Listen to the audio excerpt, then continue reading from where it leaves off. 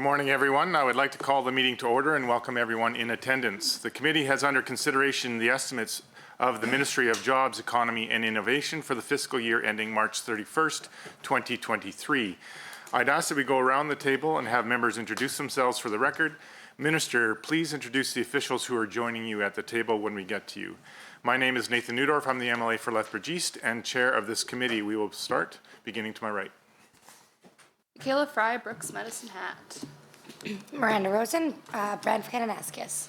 Good morning, Glenn Van Dyke and Athabasca Barhead Westlock. Gareth Roseville, Vermilion, Lloydminster, Wainwright. Jackie Armstrong, Hominick, Fort Saskatchewan, Vegreville. Good morning, Jordan Walker, Sherwood Park. Doug Schweitzer, Minister of Jobs, Economy and Innovation, and with me we have my Deputy Minister, Kate White. We have ADM's Paula Bain, Jennifer Jabs, Chris Chandro. We have our Finance Director, Sonia Johnson. We have Iris Diaz, and we also have the Deputy Minister's Chief of Staff, Jen Dennis Schultz. And from my office, we have Jonah Moseson and Tricia Veltreisen. Marie Renaud, St. Albert. Good morning, Darren Billis, MLA, Edmonton Beverly Clareview. Good morning, Christina Gray, MLA for Edmonton Millwoods. Good morning, my name is David Egan. I'm the MLA for Edmonton Northwest. Would you like to introduce yourself once we have your card? I'll come back to you. Online, I would like members to introduce themselves remotely. When I call your name, please introduce yourself. Ms. Ahir. Good morning, Leela Sharon here, Chestermere, Strathmore. Mr. Lowen. Rod Lowen, MLA, Central Peace. Thank you very much. I'd like to note the following substitution for the record. Mr. Egan for Ms. Goring. A few housekeeping items to address before we turn to the business at hand. Please note that the microphones are operated by Hansard staff. Committee proceedings are being live streamed on the internet and broadcast on Alberta Assembly TV. The audio and video stream and transcripts of meetings can be accessed via the Legislative Assembly website. Members participating remotely are encouraged to have your camera on while speaking and your microphone muted when not speaking. Remote participants who wish to be placed on the speakers list are asked to email or send a message in the group chat to the committee clerk, and members in the room are asked to please signal the chair. Please set your cell phones and other devices to silent for the duration of the meeting. Speaking rotation and time limits. Honourable members, the standing orders set out the process for consideration of the main estimates. A total of 6 hours has been scheduled for consideration of the estimates for the Ministry of Jobs, Economy and Innovation. Standing Order 59.01 subsection 6 establishes the speaking rotation and speaking times. In brief, the Minister or member of the Executive Council acting on the Minister's behalf will have 10 minutes to address the committee. At the conclusion of the Minister's comments, a 60-minute speaking block for the official opposition begins, followed by a 20-minute speaking block for independent members, if any, and then a 20-minute speaking block for the government caucus. Individuals may only speak for up to 10 minutes at a time, but time may be combined between the minister and the member. After this, the rotation of speaking time will then follow the same rotation of the official opposition, independent members, and the government caucus. Or the member and the minister may each speak once for a maximum of 5 minutes, or these times may be combined, making it a 10-minute block. If members have any questions regarding speaking times or the rotation, please feel free to send an email or message to the committee clerk about the process. With the concurrence of the committee, I will call a 5-minute break near the midpoint of the meeting. However, the 3-hour clock will continue to run. If anybody opposes this, we will not have a break, so I will ask only one question. Does anyone oppose having a break? Hearing none, we will make that happen. Ministry officials may be present and at the direction of the minister may address the committee. Ministry officials seated in the gallery, if called upon, have access to a microphone in the galley area and are asked to please introduce themselves for the record, prior to commenting. Pages are available to deliver notes or other materials between the gallery and the table. Attendees in the gallery may not approach the table. Space permitting, opposition caucus staff may sit at the table to assist their members. However, members have priority to sit at the table at all times. If debate is exhausted prior to 6 hours, the ministry's estimates are deemed to have been considered for the time allotted in the schedule and the committee will adjourn. Points of order will be dealt with as they arrive and individual speaking times will be paused. However, the speaking block time and the overall 3-hour meeting clock for the first segment of the 6 allotted hours will continue to run. Any written material provided in response to questions raised during the main estimate should be tabled by the minister in the assembly for the benefit of all members. The vote on the estimates and any amendments will occur in Committee of Supply on March 21st, 2022. Amendments must be in writing and approved by Parliamentary Council prior to the meeting at which they are to be moved. The original amendment is to be deposited with the committee clerk with 20 hard copies. An electronic version of the signed original should be provided to the committee clerk for distribution to committee members.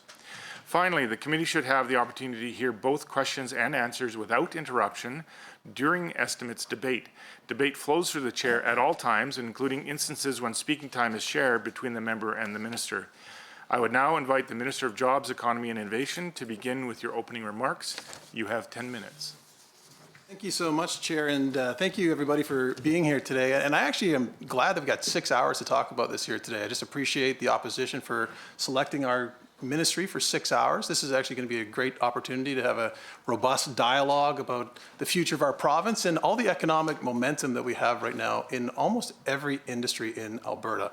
And I'm going to step back and take a look at this from the beginning, because now I'm about 18 months into this role, kind of quarterbacking the recovery plan for Alberta. I kind of get to give a little bit of context for where we've been and where we're going, and kind of what we're seeing for the future of Alberta. So when I was asked to take this job on by the Premier in August of 2020, it was at the height of uncertainty. We had a situation where we were at the height of the pandemic, in a sense where we didn't know exactly what to expect, whether the vaccines would work, whether or not there'd be therapeutics. But at the same time, our Premier asked us to start focusing on what does the world look like and what does Alberta look like coming out of this pandemic. And I got to say, when that foresight of the Premier to kind of start focusing on that before any other jurisdiction in Canada, I think has helped lead the way for why Alberta now is well positioned and more diversified than ever, and why we're leading the country in growth as well as job creation. And we're starting to attract people back to Alberta. We started to see that in the third quarter of last year, where thousands of people are starting to return to this province because of the confidence they have in the future of Alberta. And kind of give you some context as well, at that point in time, I mean, we just experienced negative oil prices, and a situation where we weren't quite sure what the global markets were going to look like. Were we heading into a global recession? What was this response going to be of the United States, Canada to the pandemic economically? And so there's just an immense amount of uncertainty. So we took a look at how do we build on the traditional building blocks of Alberta. We know we have an amazing energy industry, ag, forestry, kind of those conventional commodity-driven parts of our economy. But how do we build on this and diversify longer term for growth in Alberta? So we took a look at this. We had many whiteboarding sessions, and sometimes you got to trust and believe to make sure that you can do it. But you know what? We brought in some really smart people from so many different industries to give us advice on what that roadmap could look like for Alberta. And I'll use one example. So film and television industry. This is one that it's been low-hanging fruit for Alberta for a decade.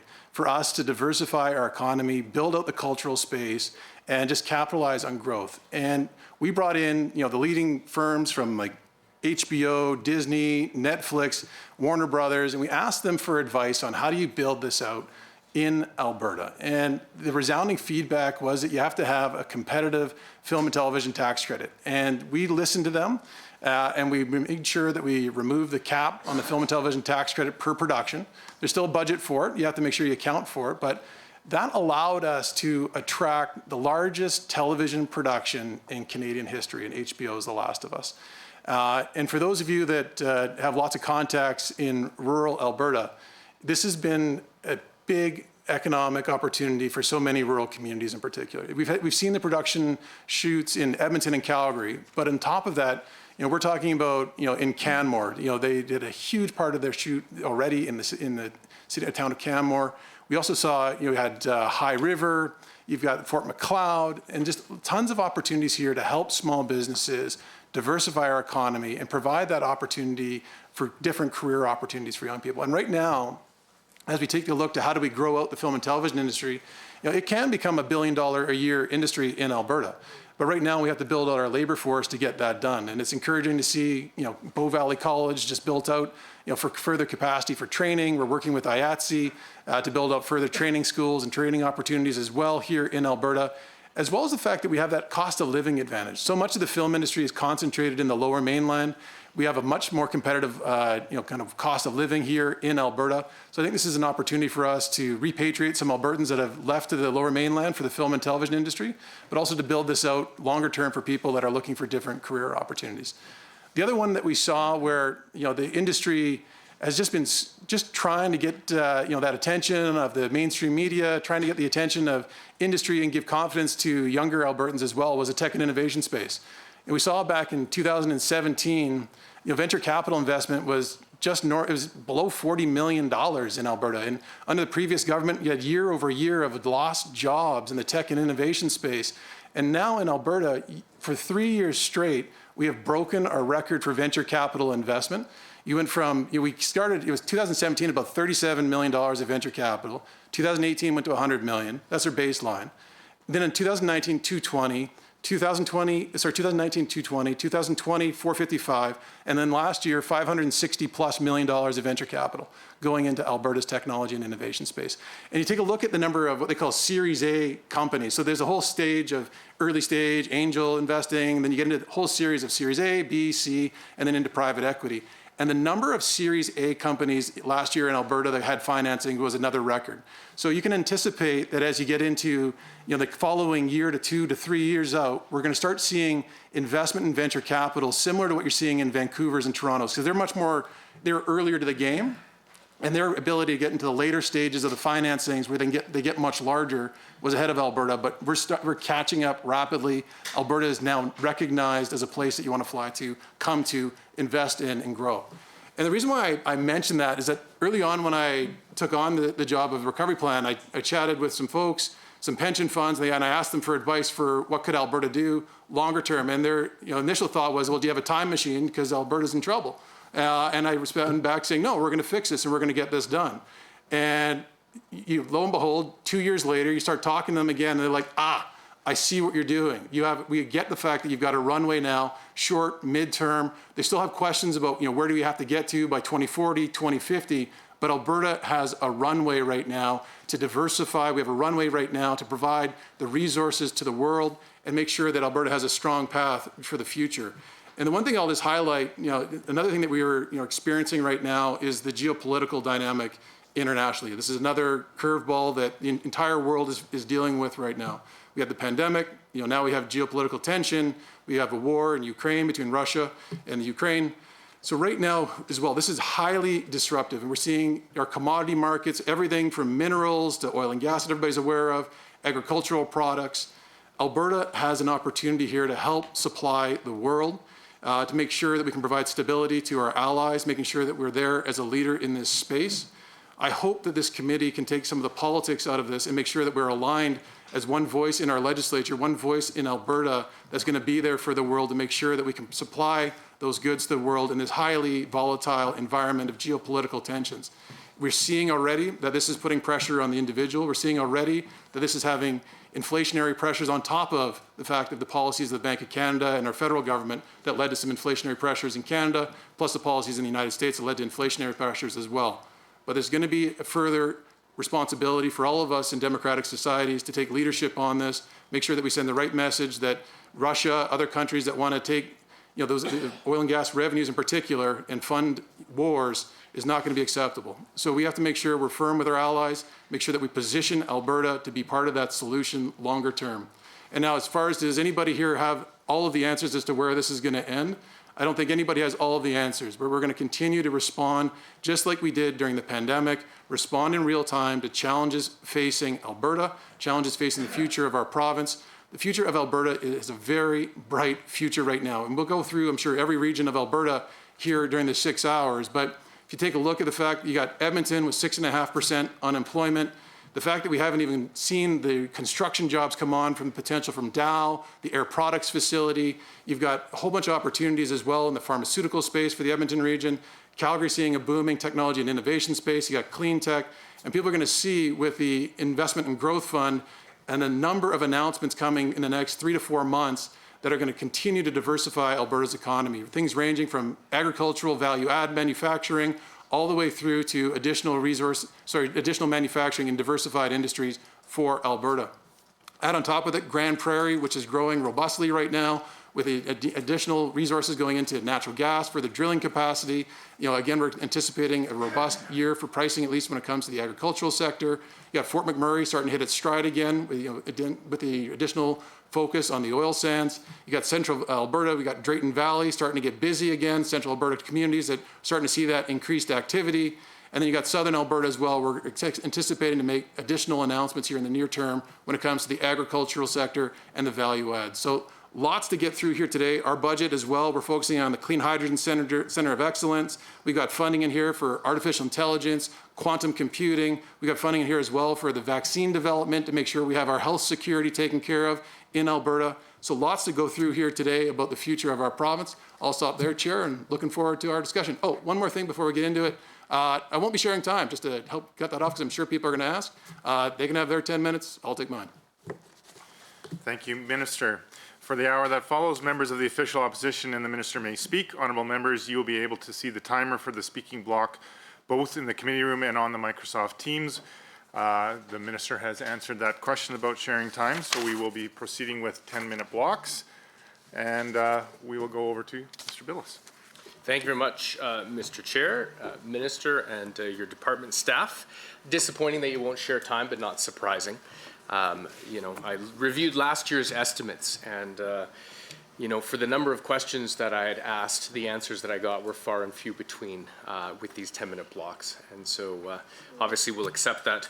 I will thank your department for all of the hard work that they do. I still have a great deal of respect for your staff and your department. Well, that's all the civil service, but of course JEI is near and dear to my heart.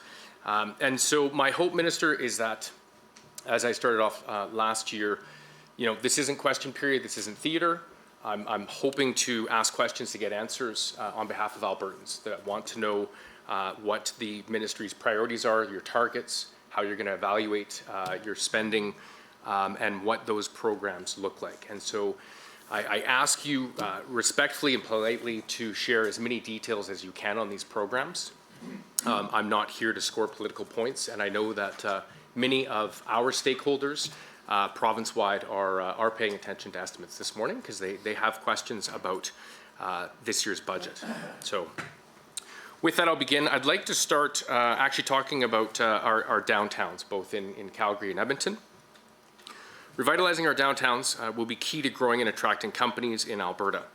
Calgary had a record 33% vacancy rate, and that during what the government describes as a boom. Now, we understand the government has allocated $5 million for downtown revitalization. What will the $5 million be spent on? Can we get a detailed breakdown of those dollars? Now, Calgary, of course, has presented a downtown strategy, and I'm convinced or positive, Minister, that you and your team, as well as other ministries, have sat down with them, as has the official opposition. And I know that Calgary was hoping the province would do more to help support that strategy. Calgary is investing $255 million in its downtown after significant cuts that municipality and others have seen. The $5 million from the province amounts to about 2% of the funding requested from the city. We know the Mayor of Calgary has asked the province to match the funding, and the Calgary Chamber of Commerce CEO Deborah Yedlin was surprised by the downtown revitalization allocation, calling it, quote, absolutely inadequate. She's also quoted saying, I actually asked for the number to be repeated because I couldn't believe it was that small. So we'd like to know what was the consultation between yourself, the Chamber of Commerce, and the Mayor's offices and others.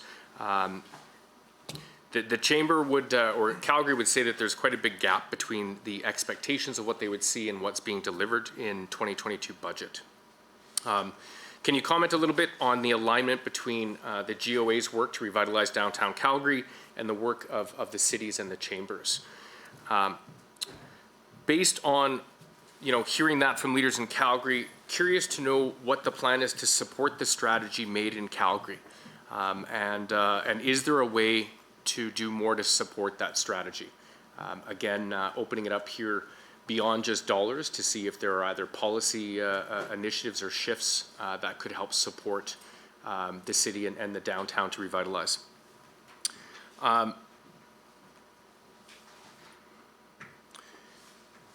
So again, if you can also provide some sort of breakdown between the projects that are going forward that you're funding and the timelines related to those. I would imagine that your department has some targets as far as what they'd like to see for downtown revitalization, as well for Calgary unemployment. Of course, you're well aware, Minister, that Calgary's unemployment remains, I believe, the highest in the country as far as major cities at 8.5%. I'm sure that this is a priority for you and your government, at least I hope so. And so again, you know, what are the targets and projections going forward to lower that number? What do you expect the vacancy rates to be in Calgary's downtown by the end of this fiscal year? So 23 of the end of March. Do you have an estimate of the difference between vacancy rates in both major cities, downtowns, between the funding that you're providing? And so looking just at a bit of a comparator, because we recognize that Calgary and Edmonton do have some differences between the two of them. I'm also curious to hear, Minister, if you've worked further with your colleagues in municipal affairs and, of course, the mayors on how you know, the support that you are giving, that of course they've indicated is inadequate, but what's the impact of that reduction in the funds?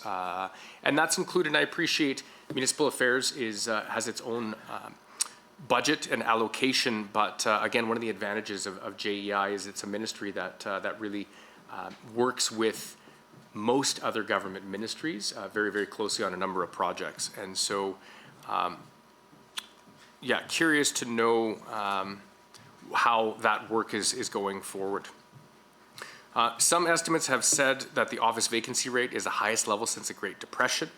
And so obviously there's going to be a significant amount of investment that's needed. The city again has committed $100 million toward converting empty office space into residential and mixed use space. It's based on what other jurisdictions have done to reduce their office vacancy rate. And so curious to know how far that $5 million will go. Now, again, I appreciate the Premier in question period talked about how you know, grants are not going to, on their own, revitalize downtown Calgary. That's not what we're proposing, but it's definitely going to need a concerted effort between the province and the city, and quite frankly, the federal government has a role to play as well.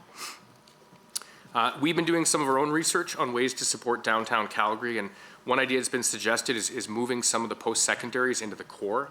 Edmonton has done this quite a number of years ago, including student housing. Is this something that your government is considering? Is this part of potentially a plan to help revitalize Calgary's downtown? Small businesses obviously have been hurt by this downturn and the hauling out of Calgary's downtown core. That is impacting other businesses because of fewer foot traffic. So small businesses are struggling to stay open, to renovate, or relocate into the core.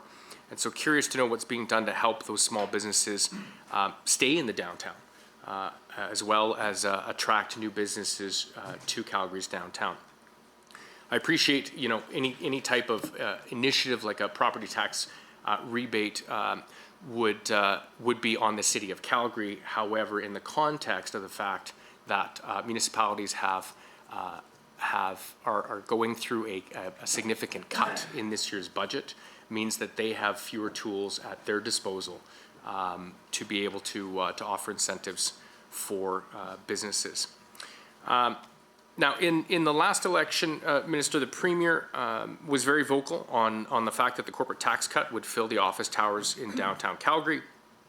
Unfortunately, we saw companies like Husky lay off hundreds of staff and Encana pick up and relocate. So, you know, with that, we've seen the number of head offices in Calgary have decreased from 117 to 102. The Shaw-Rogers deal is working its way through the regulatory process. A parliamentary House committee recently recommended the deal should not proceed. One of the reasons that certain conditions around the deal regarding job retention and investment could not be guaranteed. Has the government done any analysis on the impacts that this will have on downtown Calgary? I know from our experience and people we've talked to, Minister, that most acquisitions do not end in new investment into you know, the company that was just acquired. And so I've got my concerns with this potential takeover, the fact that we will be losing, if the deal proceeds, a Calgary-based business, a Calgary family business that's been in Alberta for a long time. And so the impact of having a Central Canada company taking over one of our own will have impacts. Now, Minister, you've indicated in the past that housing and other kinds of initiatives could be part of the work to revitalize our downtown. We're curious to know what work has been done, and with your colleagues, obviously housing dollars are not in JEI, but again, housing is a critical component to revitalization and to ensuring that there are people downtown to be spending money in businesses and local shops. I know that you announced fairly recently a panel for Edmonton's downtown. Curious to know, Minister, what the timeline is for that. The panel in Calgary was supposed to release its report last September, and so Edmontonians just have questions as far as what the timelines will be around that. Again, recognizing that these are complex issues, there's no silver bullet or magic wand to resolve them, but we're hoping to see some progress in Edmonton as well, as Edmonton's downtown has also struggled over the past couple of years. So we're curious. Thank you very much, member. Minister for 10 minutes. Perfect. Thank you so much. And yeah, lots to cover here. First and foremost, when it comes to the downtown plan as it relates to the city of Calgary and also Edmonton, I'll deal with that first. So we just struck a Edmonton Metro Region working group. So it's not just for the downtown Edmonton, it's the Edmonton Metro Region to give us advice on how do we tackle some of these emerging opportunities. We're anticipating labor pressure as it relates to many projects that are being announced. From Dow Chemicals to Air Products. We've made investments at the University of Alberta in vaccine development, artificial intelligence. So we want to get the advice of community leaders here in the Edmonton Metro region to give us their best advice as to how do we make sure we capitalize on the growth prospects for the region. So that's the mandate there. As far as the timeline, we want to have their advice back to us by September. So that way we can go through in a real way before the next budget here in Alberta to make sure that we have their advice and it can be reflected potentially in the next upcoming budget. As far as the City of Calgary goes, we launched that group focused on the downtown. It has representatives from the Chamber, it has representatives from housing to post-secondary institutions are on there to give us advice on what should the role of the province be in helping making sure that we have a vibrant and flourishing downtown Calgary. So we're working with them to finalize that report. We should have that done here in the next month or so is our anticipation. And when it comes to timing, we launched it last year. We know it's an important issue.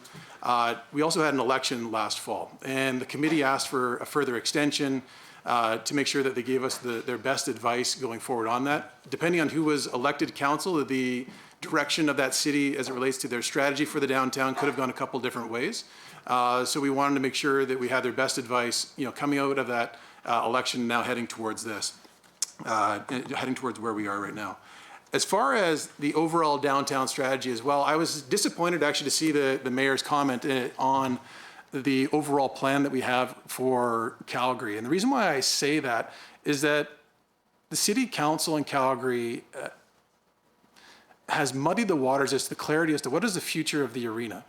And what is the future of the arena in downtown Calgary? They had a deal. We had a new council elected. And shortly after that council was elected, all of a sudden the arena deal was paused, stopped, canceled, however you want to characterize it. I know they're starting to look into it again to get that arena deal back up. That is critical to the downtown. So it's disingenuous for the mayor of Calgary to come asking for a check for $100 million when they don't have their own house in order, when they don't have their own arena in order, which is a critical part to the revitalization of the downtown of Calgary. So we'll just start there. So on the second part of it, when you look at what we have actually done as a province, there's certain things a province can do to help foster, vibrant communities, vibrant downtowns, vibrant Alberta. And when you look at what we've actually done to invest, so we invested in the refurbishment of the historic courthouse in downtown Calgary. So those of you that aren't familiar with the courthouse, it's on the most busiest C-train line is sitting right there. The courthouse is one of the oldest buildings in the downtown, and it sat vacant for almost 2 decades. So as a part of our initiative here to make sure that our Calgary Court of Appeal, which was losing its lease in the downtown, needed a new home, we thought ahead and said, look, we have a vacant building. It's a historic building. This is an opportunity for us in one of the busiest areas of downtown with a park surrounding it to make sure that that space is utilized and becomes a hub in the downtown for lots of different activities. So we're investing in that. On top of that, when you talk about arts and culture, we made a historic investment in the Glenbow Museum that was matched by private donations as well. And now we're seeing the Glenbow Museum go through a massive revitalization project, provincial funding going into that. On top of that, one of the community centers in downtown Calgary was closed. So we have one of the remaining ones for the community of the downtown is a Repsol Center. And you would have seen in this budget, a significant investment in the refurbishment of the Repsol Center to make sure it maintains its relevancy to the community and maintains the standards that people want from their community centers. So those are just 3 examples of recent investments. On top of that, we also have flood mitigation investments, hundreds of millions of dollars going into flood mitigation. Shovels should be in the ground on that, hopefully this year. That should happen in the next little while. Hopefully shovels are going to get into the ground on flood mitigation with SR1 in particular. Add on top of that the investments that we've made in the tech and innovation space, the accelerators, the artificial intelligence and quantum investments, the goals of Invest Alberta, the strategies that we've had to restore investor confidence in the province of Alberta. So that's why we've been able to attract RBC's Innovation Hub to downtown. We've been able to get emphasis to bring thousands of jobs to downtown Calgary. We've been able to work with the attraction of mCloud to Calgary. So when you take a look at all the different investments that have been attracted because of the business environment that we're creating in Alberta, again, that is the role of a provincial government. Now, has the city of Calgary created a problem for itself long-term with its structure? It's a tale of 2 downtowns. You go east of 5th Street, you have a busy, bustling, pretty much fully leased space in east of 5th Street. You go west of 5th Street, that is where there's older buildings and there's a lot of vacancies in the west end of downtown. Now, when times were good, you had many pension funds, you had many people that went in there and re-levered up those buildings. Now, our government's not in the business, like the NDP want us to do, of bailing out pension funds. Now, that's not what we do. But we do create the right environment here to get this done. So that's what we're going to be focusing on. We're happy to work with the City of Calgary on exploring these opportunities. We can't wait to get our report in from our committee on what their advice is going to be. I would anticipate that there's likely going to be advice around exploration of potential post-secondary opportunities in the downtown, student housing for the downtown, other opportunities there to take advantage of space that could be easily converted into resources for post-secondary institutions. I think that those will be some of the recommendations that come in for us in the city. As far as the resources, the $5 million and $5 million, again, this is on top of the other investments that I already mentioned. $4 million of that goes to the city, $1 million of that goes to the downtown committees. Just want to get the formal name, Edmonton's Downtown Business Association, and the similar body for the City of Calgary as well. So again, we're going to continue to work with them to make sure that happens. With respect to the Rogers and Shaw potential merger that is currently going through the regulatory process right now, we stay in regular communication with Rogers and Shaw to stay apprised as to how that is unfolding. There were some recent announcements at the federal level regarding spectrum and how that could potentially unfold. I'm planning on going to Toronto here in the next little while. I'm anticipating being able to meet with Rogers as well to get an update on their plans for the Alberta marketplace. They have announced 500 additional engineering jobs for the City of Calgary for an engineering hub. We take them at their word on that that would be additional jobs into the City of Calgary, into their downtown. And again, we want to get an update from them and hold them accountable for the commitments that they've made. They've also announced billions of dollars towards spectrum development and other kind of higher quality services for Alberta, creating 1,000+ jobs. We want to, again, get an update on that, make sure that that's material and real for Albertans to make sure it's in their best interest. As far as small businesses go, I mean, we can go through the Small Medium Enterprise Relaunch Grant, SMERG. We've also got the REP announcement that we did as well for businesses that put the REP program in place. We've tried to do everything possible to work with small businesses throughout the pandemic that were struggling. And I must say it's a huge credit to all of those small businesses that we met with throughout this thing. The number of calls that we did every single time a change would happen, the team, Jennifer Jabs in particular from our ADM, and the endless work that she did supporting our chamber, supporting our business groups, getting the word out as to how to work with us, trying to work with our elected official colleagues, troubleshooting everything from food courts to everything else, getting clarity on the ground to support those small businesses.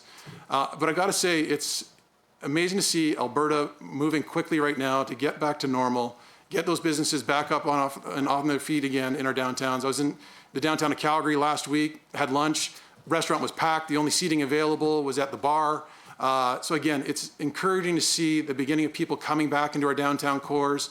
It's going to be exciting when we get our government of Alberta employees back into the downtown at Edmonton. Obviously, we have a higher concentration of government employees in Edmonton. I think that's going to help get people more comfortable coming downtown, getting that foot traffic back up, and helping our small businesses. So that's another piece of the overall strategy. Just going to double check here to see if I haven't covered everything else. As far as the expected vacancy rates, it appears as though in Calgary they have peaked and they're starting to come down. We're starting to see people take up space. Obviously, with the pandemic, it compounded a challenge. We already had a high vacancy rate and lots of inventory in Calgary going into the pandemic, but this isn't just an issue for Alberta, Edmonton, or Calgary. This is an issue worldwide as people look at what does the future of work look like.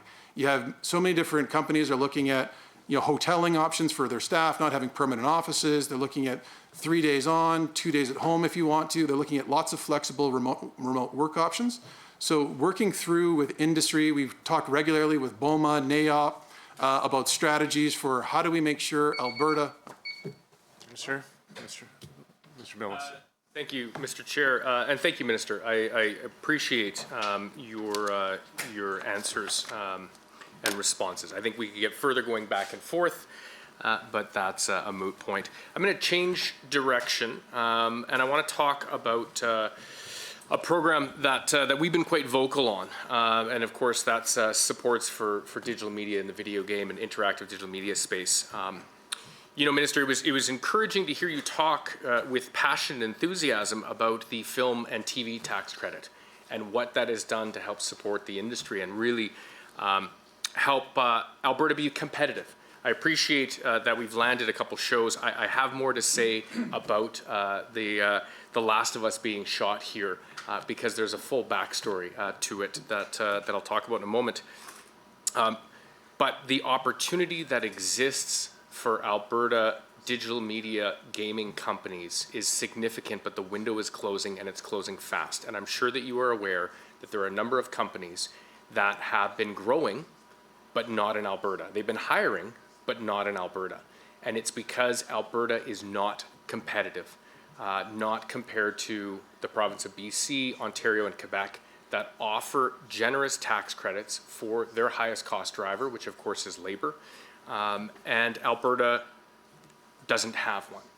Now, I appreciate one of the challenges, I think, of the last couple of years is it seems as though politics has gotten in the way of good policy, where if the NDP says it's black, the UCP says it's white, and if the UCP says it's white, the NDP says it's black. I've said this years ago when I was in your role, that policies, whether the investor tax credit or the digital media tax credit, are not New Democrat policies. They're not NDP ideas, they're not UCP ideas. They do not belong to a political party. They come from industry, and industry has been very vocal on what will help support them so that we can keep those jobs here in Alberta. And I know that's what everybody in this room wants, but we have real opportunity, but the window is closing. And so, Minister, I know that you're aware video gaming was the fastest growing sectors, or one of the fastest growing sectors in recent years globally, now in part due to the pandemic. A report from Entertainment Software Association of Canada suggests it was 35% over 2 years in Canada. I think we can agree that this would fit well with several objectives laid out in the business plan, such as 2.2. Last November, you indicated in a Calgary Herald article that there may be support for the video game sector in the budget, possibly having a second stream for the Innovation Employment Grant. We've also heard from several stakeholders that there was consideration of adding support for the sector in the budget, with having the impression that it would have been in the recent sector and in this current budget, but it's not in here. We've anecdotally heard from several companies that, as I mentioned, shifted their growth plans and either expanded or located elsewhere, hiring outside of Alberta, and not needing office space in our downtowns. Now, it's concerning that only 4% of video game jobs are in the province, while we are home to 11% of the population. We see a similar picture with the expenditure of video game companies, and the report by the Entertainment Software Association of Canada indicates that we're underperforming the Canadian average in terms of growth. So I was hoping, Minister, that you could elaborate if there were considerations around bringing back some support for the video game sector, and when was the decision made not to proceed and why? Is there an opportunity in your existing budget for some kind of support? And in the context of this conversation, Minister, I'm not even asking to bring back the original IDMTC, call it whatever you want, brand it yours. At the end of the day, industry doesn't care. Industry is just looking for support so that they can grow here in Alberta. And I got to give a shout out to our companies that are in Alberta that have stayed in Alberta, despite the fact that that they went out years ago to their investors to say, here's our growth plan. I mean, we've heard from the CEO of Beamdog, Trent Oster, who talked about growing at an incredible rate. And as soon as the tax credit was pulled, they tapped the brakes on it. And they have been growing, Minister. I think they've added about 40 positions over the past 2 years. How many of those were in Alberta? None. They're all elsewhere. And the point that we're trying to make here is that it's leveling the playing field that would result in investment and jobs and taxes. There is an economic value to doing this. This is not a handout. This is leveling the playing field. I'm curious to know if the department performed any analysis on the potential effects of what would have been the difference in employment, investment, or the number of video game companies if the government was to introduce some support tax credit program for the industry.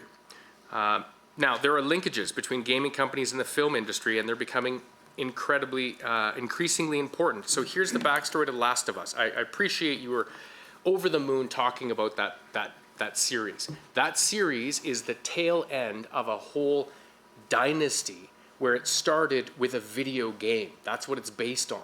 Now imagine if we could provide supports to build the next Last of Us video game here in Alberta and have all of the knock-on effect.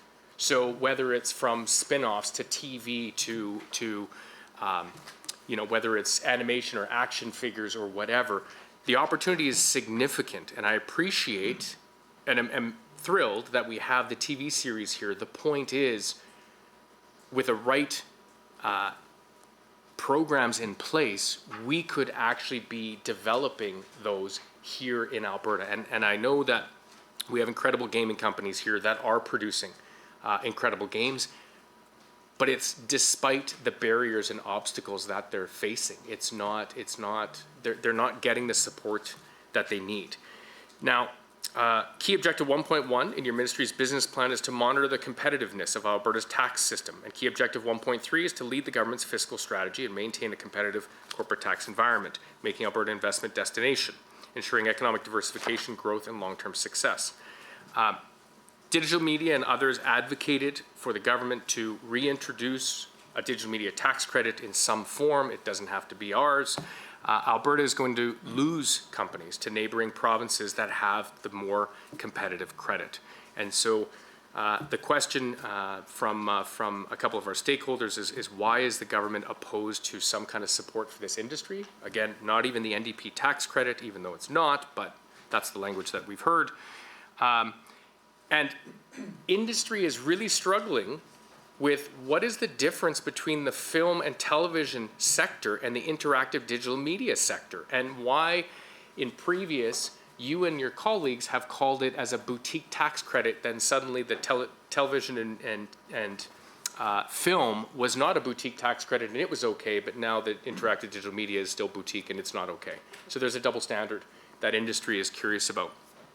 Now, Minister, I'm sure you're well aware, but I'm going to read some of the comments from some of Alberta's top video game companies when they saw this budget being presented. Gary McKay, who's the studio manager for BioWare, said, as a studio with deep roots in Alberta, we're disappointed the government missed this opportunity to adopt policies that further advance the interactive digital media sector in Alberta. BioWare Edmonton is a group of unbelievably talented people who push the envelope of innovation every day. But further investment in the province only gets harder without policies designed to foster our industry's growth, especially as other provinces eagerly step up to promote development of the IDM sector. Alberta should recognize the importance of a healthy IDM industry to its broader goal of advancing its tech and innovation sector. And with that, the province of Saskatchewan has one of the most robust digital media tax credits available in Canada. And you know why? Because they realize they have so much growth to do and they are so far behind other jurisdictions. But they've jumped ahead of Quebec and BC and Ontario in their tax credit in the hopes of luring companies. And I can tell you, Minister, and I'm sure you've heard this as well, that our companies have knocks on their door all the time from other provinces, other ministers saying, come to our province. We understand this is an incredible industry that is worth trillions globally. And we want to get in on this space.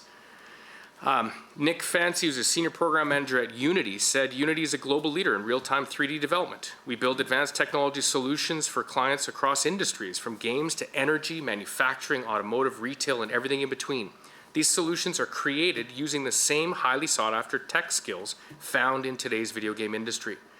The Alberta Advantage was a driving factor for us to open a state-of-the-art office in Calgary, designed and constructed by local designers and contractors to attract world-class talent. But the difference in competitive policy has prevented this office from scaling like Montreal and Vancouver and creating jobs. Minister. Appreciate it. And I think that this kind of might it requires some context to figure out exactly where we are today as it builds out our innovation and technology space. And I appreciate the member's passion for this industry, and I know that he had passion for it when he served as a minister as well.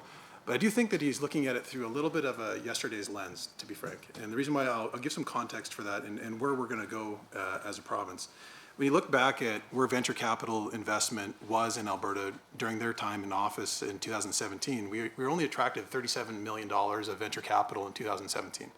If you look at the job performance in the tech sector, 2016, 2017, we lost tech sector jobs in Alberta. So right in the middle, smack dab in the middle of their term, they were losing jobs. So my expectation would be was that they were scrambling, trying to figure out the economy wasn't going well, their time in office wasn't going well at that point in time, and they were looking for opportunities to grow out the tech and innovation space here in Alberta. And they got there late and they started bringing some stuff at the last minute. Now, when it comes to the innovation space as a whole, Alberta now, when it comes to artificial intelligence, we're going to be on par with Edmonton's going to be on par with the other two hubs in Canada. We've got quantum technology and cybersecurity technology development happening at the University of Calgary. We've got the ability now with the venture capital investments that are coming into Alberta. I mean, we're not even talking about 10 times, we're talking about 12 to 15 times the venture capital coming into Alberta than what was happening under the NDP. So we have an immense amount of growth happening right now. And also with our $600 million work strategy and giving people the skills that they need for the future, including in that the artificial intelligence and quantum investments that I was referencing. When you look at where Alberta is right now, we effectively have 0% unemployment in the technology space. It's a different story from when the NDP were in office, but we effectively have 0% unemployment. We have thousands of positions that are unfilled right now in Alberta. So right now, when it takes a look at the talent that we're able to generate and the job demand that we have, I don't want to be in a position right now where we're throwing gasoline on a fire in a very hot labor market in an industry where we're trying to continue to attract and bring in talent to Alberta. Now, that being said, we want to make sure, and part of our technology strategy that's going to be released later this year, you're going to see the fact that we've identified digital media as an area for growth and an area where as well we recognize that other provinces have put in place tax credits in digital media, and that Alberta needs to make sure that we have the ability for our businesses to compete. Now, we're going to be working with industry, getting their advice, getting their direction. Now, here's an area that has changed significantly since the NDP were in office. And I don't know if the member is fully aware of how this is developing worldwide. But Facebook has changed its name to Meta. Metaverse is a collision of the ability to buy and interact through social media with the video game industry. So we have significant questions as to how do you put in place a credit of this kind that wouldn't be abused by some of the biggest technology firms in the world. It's not just small video game companies that we're talking about here. We're talking about the major international tech giants. We're talking about the FANG companies that are looking at this space and they want to build out and they're coming to play. This is Web 3.0. And when I talk about Web 3.0, one of the things as well that I don't hear much from the opposition ever is when it comes to DeFi, deregulated finance, and the opportunity there is for Alberta to lead in this space. So when you're talking about the DeFi space right now, we're going to be creating our regulatory sandbox. We referenced, cryptocurrencies in our throne speech. There's an opportunity for Alberta as well in this space to continue to grow. And I didn't hear the NDP ever talk about this area of opportunity in Canada. When Ethereum was being chased out of Canada, literally chased out of Canada during their time in office, where was the NDP to say, hey, come to Alberta, we want to work with you? They didn't. Now Ethereum is worth, I think it's 3x RBC, started by Canadians, and our country chased them out. They weren't there to diversify Alberta. We are right now working strategically in areas where we have opportunities for growth, opportunities to build out our environment here, and we're going to get that done. When we take a look at the United States, there's cities like Miami, New York, you got Wyoming, you got Arizona. They're trying to embrace diversification overall in the deregulated finance space, and Alberta has an opportunity to lead in this, not only when it comes to the data side of it. We've got Amazon Web Services, largest investment ever when it comes to that space in Alberta history. We have the ability to lead on the data side. But on top of that, when it comes to the tax, the regulatory piece, we're putting out that signal right now that Alberta wants to lead. We want to diversify our economy, and there's ways that you can do this in Web 3.0 that makes sense. We're going to be there when it comes to the digital media. We want to engage with them to make sure that this works for Alberta, works for where our labor market is right now as well, to make sure, again, that we don't put that gasoline on the fire for Alberta. As well, I just want to take the opportunity as well, while we're on the topic of the metaverse and everything else that goes along with it, is that there's opportunities here for us to make sure we fully understand this. People, if you talk to kids these days and you look at the games that they're playing, Roblox is just this amazing game. And by the way, Roblox is, I think, is worth more than a ruble right now. So it's online and it's digital and it's 3D, and there's transactions that kids can buy digital T-shirts on there. Again, it's transactions, it's fintech in combination with this, but it's big players internationally. We want to make sure that we position Alberta right now with our labor constraints. And who would have thought a year and a half ago that labor pressures was going to be the biggest thing that could hold back growth in Alberta? But it's true. And we've seen this happen in pretty much every industry, from manufacturing to logistics to even out in the oil field service industry, as that labor is one of the biggest constraints. So again, we have a pressure on our labor in the tech and innovation space. That's why we put in place our reform on the immigration, having the fast track stream in the immigration area to make sure that Alberta is attracting talent here to our province to fulfill the demand overall. The other thing I also want to highlight as well and provide a big thank you is to the Innovation Capital Working Group and all of their recommendations that they provided for us to build out the tech and innovation space in Alberta. And you think about the additional $175 million that went into the Alberta Enterprise Corporation to make sure that we can bring in venture capital, the recommendation to make sure that we had the technology and innovation side of it, one of the accelerators. We made the significant investment in accelerators in Alberta, the fast track stream. So we look at what the advice was from the Innovation Capital Working Group and what they wanted us to do. So Joe Doucette at the University of Alberta, you had Adam Legg from the Business Council of Alberta, giving the government advice. And every single piece of that report has effectively been implemented at this point in time. So now when it comes to, I'm glad that the politics of this has actually been taken down. And I don't accept the assertion that there's politics in this at all. This is really truly about how do we all cheerlead diversification of Alberta? How do we find opportunities to grow out and find new ways to build Alberta for the future and make sure that our kids know that they have a future in Alberta? And I think this is the one area that I'm most proud of when it comes to the recovery plan and the message that we're able now to communicate to Albertans is that kids now have a future in Alberta. And they were wondering for a long time if they had a future in this province. I mean, we had former NDP ministers saying, go to BC to get a job. We had young people that weren't sure if Alberta, had a future for them. But now they're seeing diversification, tangible diversification happening right here at home in our province, from the film and television industry to the technology and innovation space. We've got ag processing, value-add projects coming onto Alberta. So every single industry is just proud to see this happening. And we're starting to see people come and move to Alberta. We're starting to see that confidence happening in our housing market as well for our province. So overall, it's amazing to see. And I want to highlight as well the film and television. I appreciate the member bringing that up. Is again, that this was an area that when we started the whole plan for the recovery plan, this is one of the first things that we identified as a growth opportunity for Alberta. And again, I don't know why the NDP didn't move on this file when they were in office. I really don't. They just did nothing for the film and television industry during their entire 4 years in office to grow out this industry for Alberta, diversify our economy. And look at the thousands of jobs that have been created because of the changes that we made, and high quality projects. I mean, you've got the HBO's The Last of Us. You've got, we've got the Fraggle Rock and the Muppets that are happening in Alberta. Who would have thought that we'd have Apple's Fraggle Rock happening, the reboot? You've got, Kate Beckinsale coming here for a big show. You've got Andrew Garfield, who's one of the in the most recent Spider-Man movie here, doing Under the Banner of Heaven. And that show looks absolutely amazing. You've got Joe Pickett, you've got Billy the Kid. All of these shows are world-class, and they're showing off Alberta as well to the world, from a opportunity to highlight our beautiful landscapes, to the opportunity as well to make sure that we create high-paying, quality jobs for Albertans in diverse industries. Alberta is very well positioned long-term to make sure that we grow in so many different areas: technology, film and television. You'll see as well, I'm sure we'll get into the investment and growth fund as well, as it relates to diversification that's happening in our province. But it's amazing to see this happen right now in the province of Alberta. I'll stop there. I think we're almost out of time. Mr. Billis, for your last block of 10 in this section. Great. Thank you very much. And thank you, Minister. I'm going to clarify a couple of things that are factually incorrect that you stated.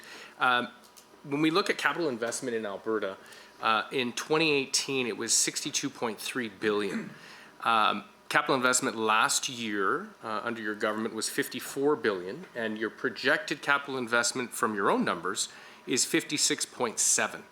So it is incorrect that there wasn't an influx of capital investment under our term. In fact, in 2018, Alberta led the country in GDP and in growth. The other thing I just want to clarify, Minister, and we do celebrate the fact that that there is new investment coming, and that the venture capital space is growing, and Alberta is up 23% year over year, which is great. But the context that needs to be shared, and the reality here, Minister, is that you've made bold claims that Alberta will become the #1 destination in Canada. And from the numbers I'm about to share, the government of Alberta needs to do much more if they actually want Alberta to be a leader. So Ontario is, well, Canada, first of all, for venture capital investment, the country is up 222% year over year at $14.2 billion. Ontario is up 270% year over year at $7.4 billion. British Columbia is $2.9 billion, up 224%. Quebec is $2.8 billion, up 180%. Alberta is at $561 million, which is up 23%. But as you can see, $561 million versus Ontario's $7.4 billion, there's quite a bit of catching up that needs to be done. I wanted to also just iterate the fact that companies and industry have been sounding the alarm bells on the talent shortage for years. This is happening worldwide, globally, as more companies are moving into this space where they need programmers and computer engineers. And so there is fierce competition. And so, things like the interactive digital media tax credit are needed for our companies to help attract that labor.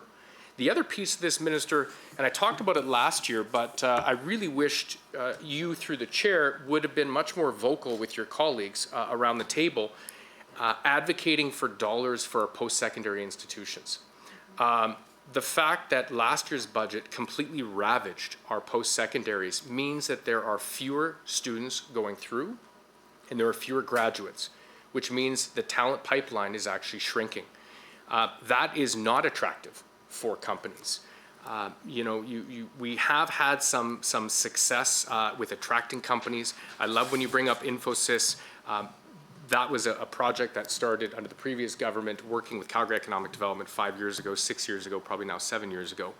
To which entities like Invest Alberta had nothing to do with them coming there. In fact, even AWS conversations with them indicate that they came for talent. But the challenge is that without robust investments in our talent pipeline, Alberta will fall further behind. Now, I appreciate that in this budget, there is dollars for 7,000 spaces to be created.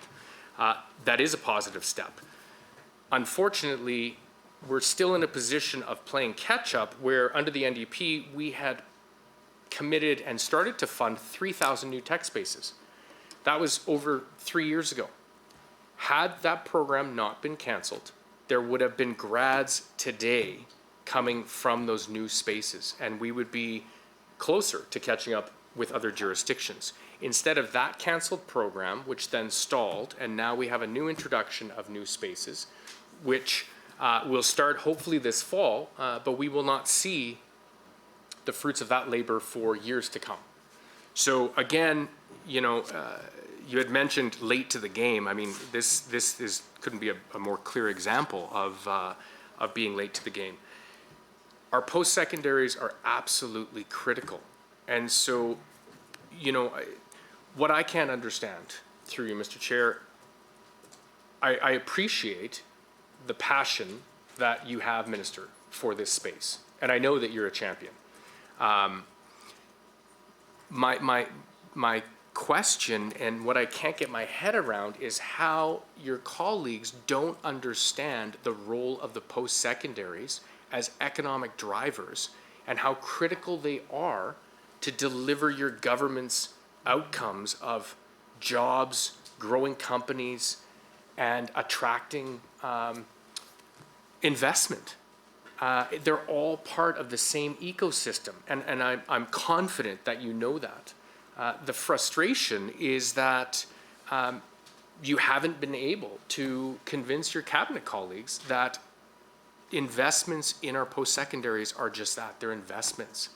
And this answer of we need to get in line with the rest of the country sounds like we're aiming for mediocrity as opposed to leading the country. I mean, again, the same year that a Nobel Prize was won at the U of A, the response from government was to give them a $75 million cut. Well done. Let's reward you by gutting your institution, making it more difficult to have other Nobel Prize winners. And so, again, I appreciate post-secondary is a separate line item, but there is obviously shared outcomes and the importance of our post-secondaries in helping you, Minister, and your department to achieve their goals is absolutely critical. So, there's good news that we're seeing in this space. I was hoping that Christina Williams would be here today as the CEO of Alberta Enterprise Corporation so that I could ask some questions. I appreciate that venture capital is up. I think it's important for her to be able to talk to Albertans and explain that investments that are made in AEC, like the new investment that your government committed last year, take years to deploy. Where AEC's announcement of new funds is likely from an investment that was made many years ago. In fact, I recall sitting down with her talking about the investment cycle with Alberta Enterprise Corporation is about 10 years. And so, one question I have, Minister, and I appreciate she's not here, but hopefully you and your team can answer it. How much of last year's $175 million commitment have been deployed? How many jobs in Alberta have been created with the new investment funds from Alberta Enterprise Corporation? How many Alberta companies were chosen by the different venture funds outside of the Accelerate Fund? I'm well aware the Accelerate Fund is Alberta businesses only. For those at home who may not know this, AEC's fund-to-fund model is a fantastic model, but one of the challenges that can exist is those funds are then invested in companies globally. And so the only requirement is that there is a single person, single office, which again is not necessarily a physical office, but a single person employed by the fund in Alberta. And so with this increase in venture capital investment, again, a 23% increase year over year, how many of that has gone into Alberta businesses? How many Alberta businesses are seeing the benefits of that increase in venture capital?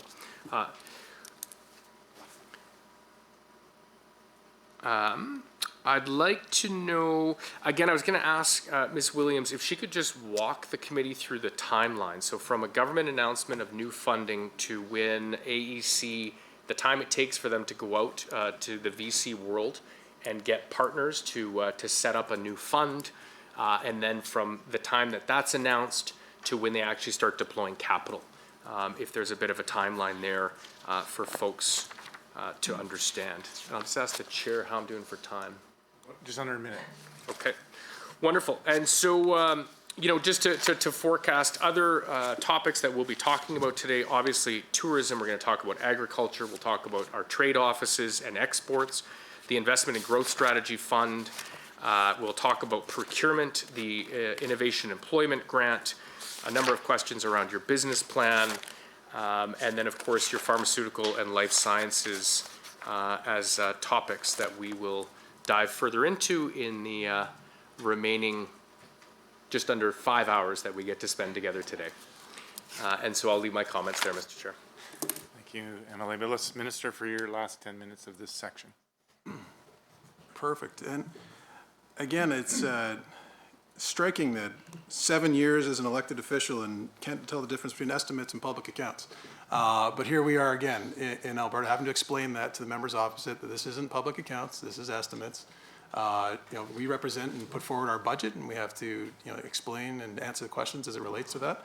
But again, there's public accounts. If you want to get into the weeds as to the steps that various crown corporations are taking in Alberta, the department is doing, you know, that's the place and time to go into that. That being said, as it relates to the steps that Alberta Enterprise Corporation is doing, if you take a look at outcome number 2, as it relates to what we're trying to attract, it shows from 2020, 21, all the way to 2024, 25, what our forecast is for how the Alberta Enterprise Corporation is going to leverage its investment as a fund of funds into venture capital funds that have a presence here in Alberta to attract further venture capital investment into our province. And with that comes job growth. You can take a look as well at Startup Alberta.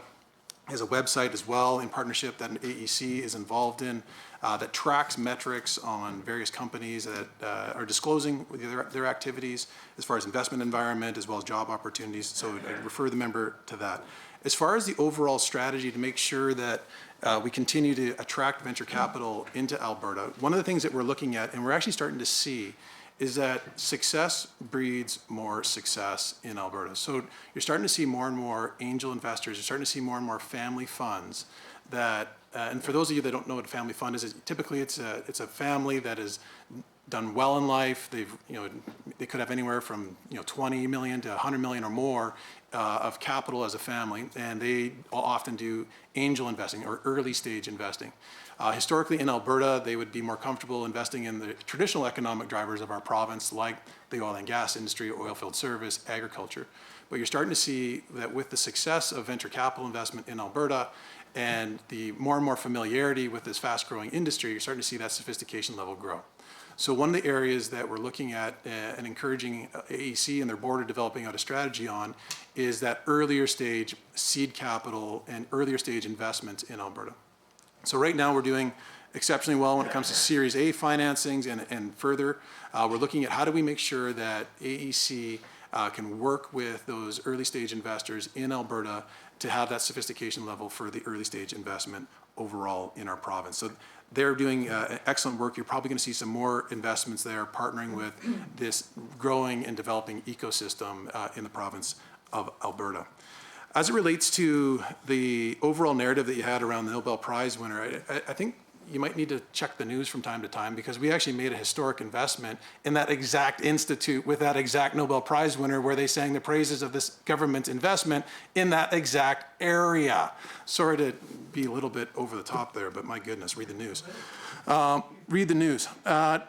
We invested $50 million to enhance vaccine capacity development in the province of Alberta. What does that Nobel Prize winner do? Develop vaccines. Dr. Houghton is a virologist. This is the exact area. We identified this as part of our recovery plan as an area for diversification in Alberta. We have a building block in our province. We have a Nobel Prize winner. We have a leading institute at the University of Alberta in the Li Kai-shing Virology Institute, going back to the Stelmach years when they invested into this institute. We doubled down on that. We put in additional resources into that research because it can create jobs in our province. It can provide health security in Canada. That's on top of that, we put in place $261 million. $26 million. Let me step it. $26.1 million. I got my decimal point off. $26.1 million to back 3 companies and organizations in Alberta. You had API, Northern RNA, and Entos to help build out this ecosystem in Alberta. Now the ball is in the federal government's court. They've got $2.2 billion. Minister Champagne and his team and the people at the various our offices at the federal level, we've put this proposal out there. We're calling on them to fund these viable projects to help build out national health security in Canada. And there's a big role for our post-secondary institutions to play there. And we have funded that. We have provided those research dollars. There's a reason why University of Alberta ranks number 6 in Canada when it comes to research funding. University of Calgary ranks number 5 in Canada when it comes to research funding, because we are continuing to invest in research capacity in Alberta. Artificial intelligence, quantum technologies, vaccine development, small molecule development, those investments are continuing in Alberta. And hopefully the NDP start actually presenting the real facts to people instead of trying to spin this the way that they continually have been on this file. So when it comes to creating further capacity, this budget, we want to applaud the University of Alberta for their efforts to bring their cost per student down to where they have it right now. They were an outlier when it came to spending, and they've done the hard work of making sure that they get their administrative costs down to a long-term viable presence. And it's a huge, I want to applaud the team there at the University of Alberta for the restructuring that they've done, still being able to provide first-class service to their students and provide that first-class research capabilities as well in Alberta. That's amazing work that they've done there. So now is a time as we look at where does the future of Alberta look like? What does the future of our economy look like? Right now, we're dealing with labor pressure that we wouldn't have even anticipated a year and a half ago. When you looked at where we were a year and a half ago in Alberta and where the economy was a year and a half ago, not very many people were predicting labor shortages as being the big issue North American-wide, but also in Alberta. And here we are, we have a challenge we have to face. We have to make sure that the job opportunities align with people's skill sets, also for young Albertans. So we have to make sure that from everything from vets to the technology and innovation space, that we have those skill sets right there for Albertans. So that is a key part of our overall strategy and why we are investing to create those 7,000 additional spaces for our post-secondary institutions in Alberta. Now we're looking to those post-secondary institutions to be creative. How do they come up with the right proposal? Compete. Bring forward those ideas for how they can best serve the labor pressures and needs in Alberta. Again, this is where the market is going. This is an encouraging thing. Competition always brings out the best. And we're looking forward to that in Alberta, to see those proposals coming in from our post-secondary institutions in Alberta for how they can help us make the most of the investment that we're making here, the $600+ million that we're putting into this workplace strategy, $170+ million that's going into our post-secondaries to help build out this strategy. One thing as well that I want to highlight, and again, I just take issue with the members' assertion that we somehow slighted a Nobel Prize winner when all we've done is work hand in hand with them in building out the pharmaceutical and vaccine space and capacity for the province of Alberta, going back over a year and a half and developing out our vaccine, pharmaceutical, and life sciences strategy for our province. And the reason why I say that, I think maybe it's just a different approach that we've taken. What we did when we started to build out our pharmaceutical and life sciences strategy in Alberta is that we brought all of the players around the table. And we said, look, right now, is Alberta a global player in this space? No, we're not. However, the city of Edmonton in particular, the University of Alberta, have the building blocks, and they're now recognized as an emerging pharmaceuticals and life sciences hub internationally. But we said, look, we only have so many government resources in Alberta. How best do we capitalize on the University of Alberta's expertise? How best do we capitalize on the growing opportunities when it came to API, Entos, Northern RNA? And we asked for their best proposals. We had 17 proposals come in, and we went through them as quickly as we could, dealing with, at that point in time, who would have thought health security was going to become the number one issue facing our country? Again, it also kind of fosters another consideration when it comes to ESG, whether or not security should be factored in more and more into ESG, health security, national security, other parts that should go into an ESG strategy. We're almost got a minute left, but I'm just going to share a little bit about the outcomes of that discussion. The community came together and said, look, we get it. Individuals that weren't working together started working together. They started coming up with a plan that fit within the priorities of the government, as well as fit within the priorities for them as businesses and individuals doing research. And I got to say, right now, Alberta is very well positioned to capitalize on growth prospects in pharmaceuticals and life sciences. Entos just entered into a long-term partnership where significant resources, with an American partner that's going to help them grow and capitalize on the investment opportunities here in Alberta. That is encouraging. That's just the beginning of where we think that this can go long-term in Alberta. On top of that, you have the life sciences space that's growing robustly, particularly in the city of Calgary. You've got, from our procurement that we did, from developing out masks early on, you've got many companies in the city of Calgary as well, in partnership with platforms like Thin Air Labs and others that are looking at how do they leverage artificial intelligence to help solve the challenges of the day as it relates to, I'm out of time, I think, so. Thank you, Minister. We will now move to the independent members' 20-minute blocks of time. I won't ask you to combine. You've been clear on that. MLA Lowen. Okay, thank you very much, and thank you, Minister and Minister's staff, for being here today. I appreciate the work that you do, and I understand that this is important work this department does. Obviously, jobs, economy, and innovation is important. I will ask one last time to go back and forth. Ministers declined that, so that's unfortunate. I will ask that you undertake any unanswered questions, though. And I guess one of the reasons why it would have been better to go back and forth is then I wouldn't have had to, possibly wouldn't have had to ask every question or make every comment, but Minister, that's your choice. So I'm going to start with Invest Alberta, and I know Invest Alberta has important work to do, and I don't want to be here disparaging the work that they do. I'm sure they do great work, and I'm sure there's many great people involved with that organization. But of course, you just mentioned here just a few minutes ago that there's limited money with government to spend, and of course we need the best results we can get for that money. And of course what we're here to do today is to ask questions of government on government spending so that the taxpayers have an idea where this money is going, and to make sure that it's going the best way it can. Now, if we look on page 144, Invest Alberta 3.4, it says its job, and just to paraphrase it a bit, promotes investment in Alberta, provides services to support investment opportunities. And we all know that promoting Alberta is good. We need to do that. It's obviously an important part of our economy, and we need and desire more investment in Alberta. So what I haven't seen really, and I looked on the Invest Alberta's website, is I don't see a plan for Invest Alberta and what they plan to do and how they plan to achieve success. Another thing I haven't seen is how is success being measured. And when I'm talking about measured, what I would love to see is what investment has specifically come from Invest Alberta, and so that we have an idea of return on investment. Now, I want to get into a little more details here.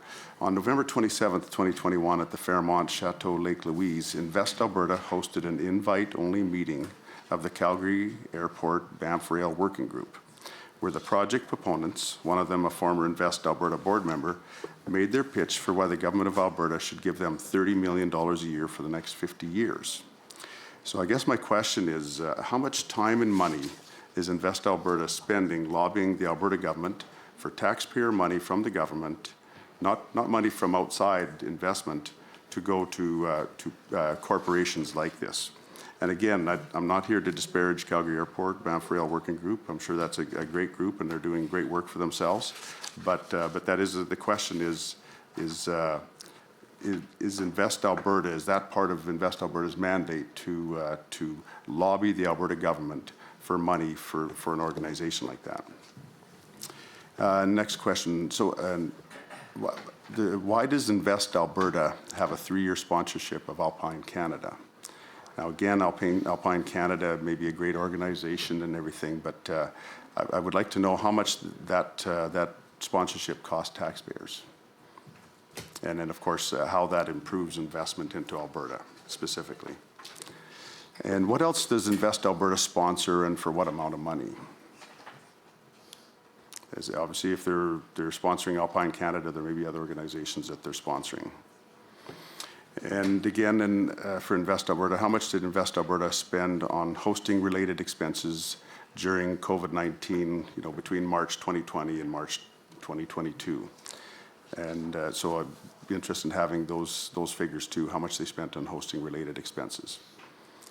And also, how much international investment has Invest Alberta attracted to the province? So similar to the previous question, but has there been a review of how much money investment has actually came in because of Invest Alberta? And I'm not sure if there's been a cost-benefit analysis, but I haven't been able to find anything on that. Now, I'm guessing there's probably been some traveling with Invest Alberta staff. So how much is the staff of Invest Alberta spending on travel and accommodations, and where have they traveled to? And then, of course, how much investment has resulted from those travels? Now, the government passed Bill 33, the Alberta Investment Attraction Act.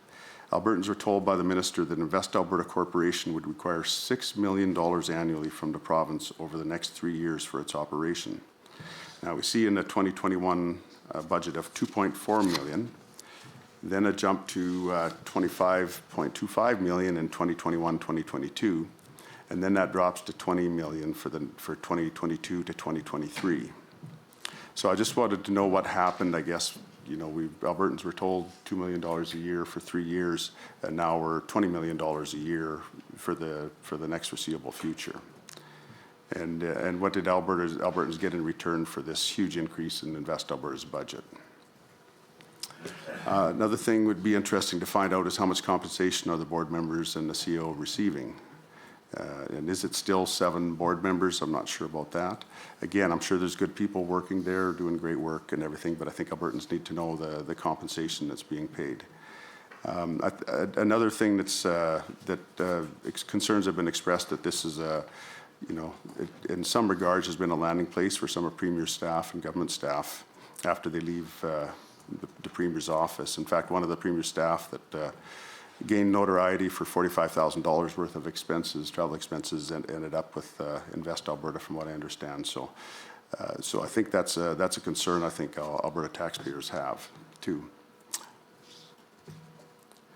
Now,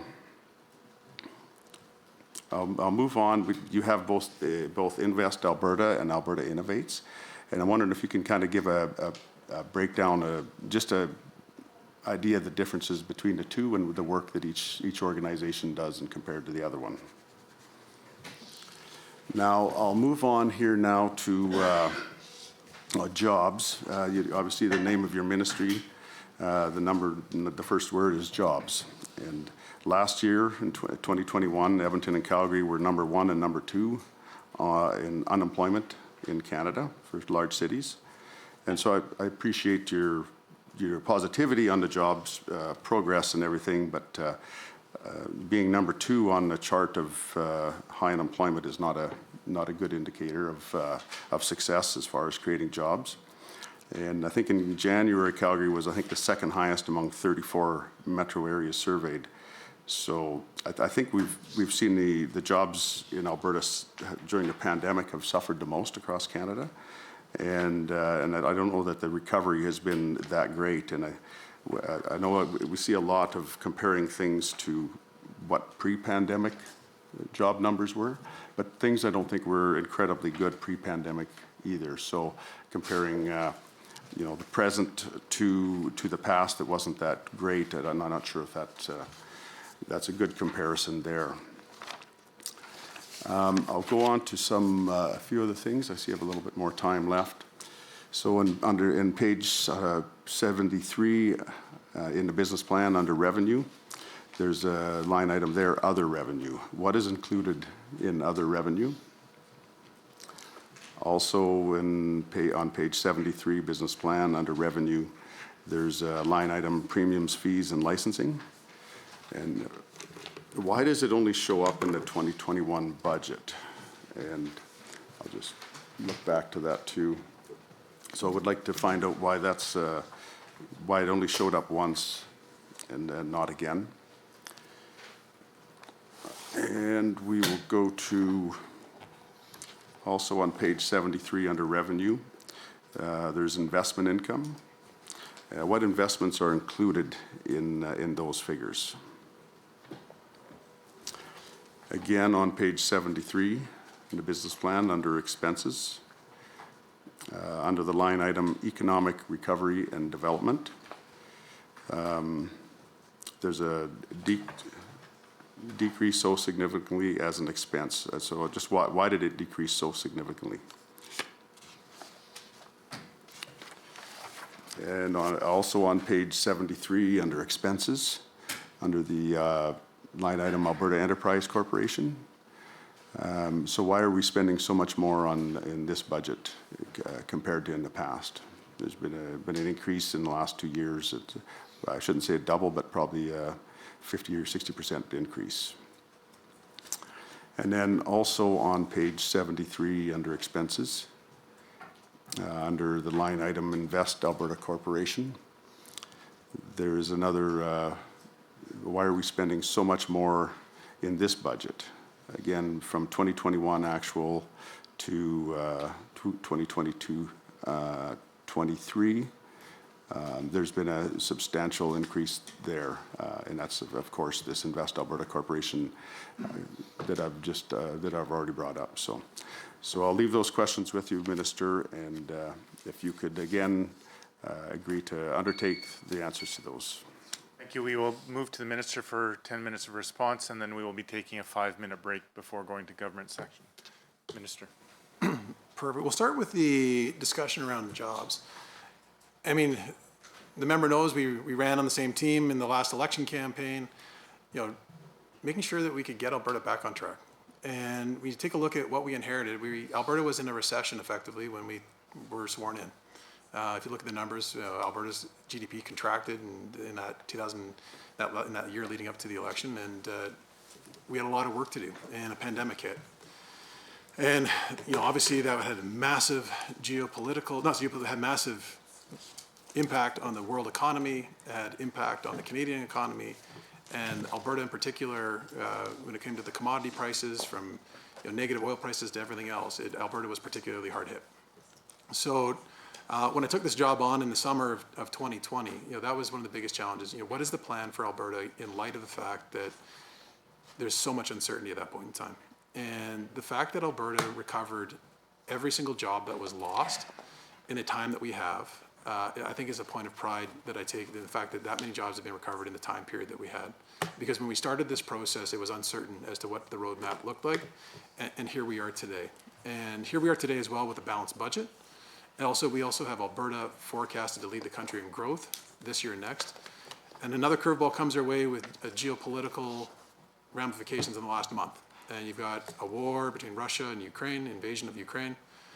And again, Alberta is here to help the world with its issues, and we are very well positioned to help service the world. And Alberta is, again, we've been advocating to get our energy resources to market for a long time, and I think the world's seeing the value of national security when it comes to energy.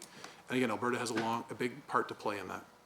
You take a look at where Alberta is forecasted to get to by the end of this year. Again, we're going to see that unemployment rate continue to drop across Alberta. The fact that the restrictions are off in Alberta. I know you've been a big proponent to get restrictions off in Alberta. You're starting to see jobs return to the hospitality industry. You're starting to see jobs return to the tourism industry. We need to get the federal government on board with removing some of these final COVID-related restrictions that I would say right now, I think are a bit redundant and have served their purpose, but no longer serve a purpose right now, many of them. And I think that we have to get travel going again, because I think that's going to help a lot of small businesses in Alberta get back going. So I think we look at the fact that we've already recovered all of the jobs are lost. And, Canada lost 200,000 jobs in January, Alberta gained 7,000. You have the headwinds of the diversification that I've mentioned in previous rounds, plus the strength of the commodity markets right now for Alberta businesses, kind of that foundational part of our economy. So when you look at where the opportunities are for Alberta, plus you have the low tax environment, the affordability of Alberta versus other jurisdictions from a housing perspective and other areas, I do think you're going to continue to see those unemployment numbers continue to drop, jobs to continue to be created, and I think by the end of this year, I think Alberta's going to be in a position where many people right now that are feeling, still many people feel anxious, and I think by the end of this year, many of them are going to start to see those thousands of additional jobs and the benefit of all the policies that have been put in place for the last 3 years really come to fruition in the economy for Alberta. As it relates to the distinction between Alberta Innovates versus Invest Alberta, Alberta Innovates, think of it as kind of that R&D, research and development arm for Alberta. And they do everything from agricultural research, they have the CANE initiative, and I actually think this is one that is completely, we need to raise the profile of, and we're going to do what we can this year to help raise the profile of it with our Minister of Agriculture, is the fact that we've got hundreds of millions of dollars going into partnerships, federal government, private sector in agricultural research. So they do everything from that to our Clean Hydrogen Center of Excellence is going to be in Alberta Innovates.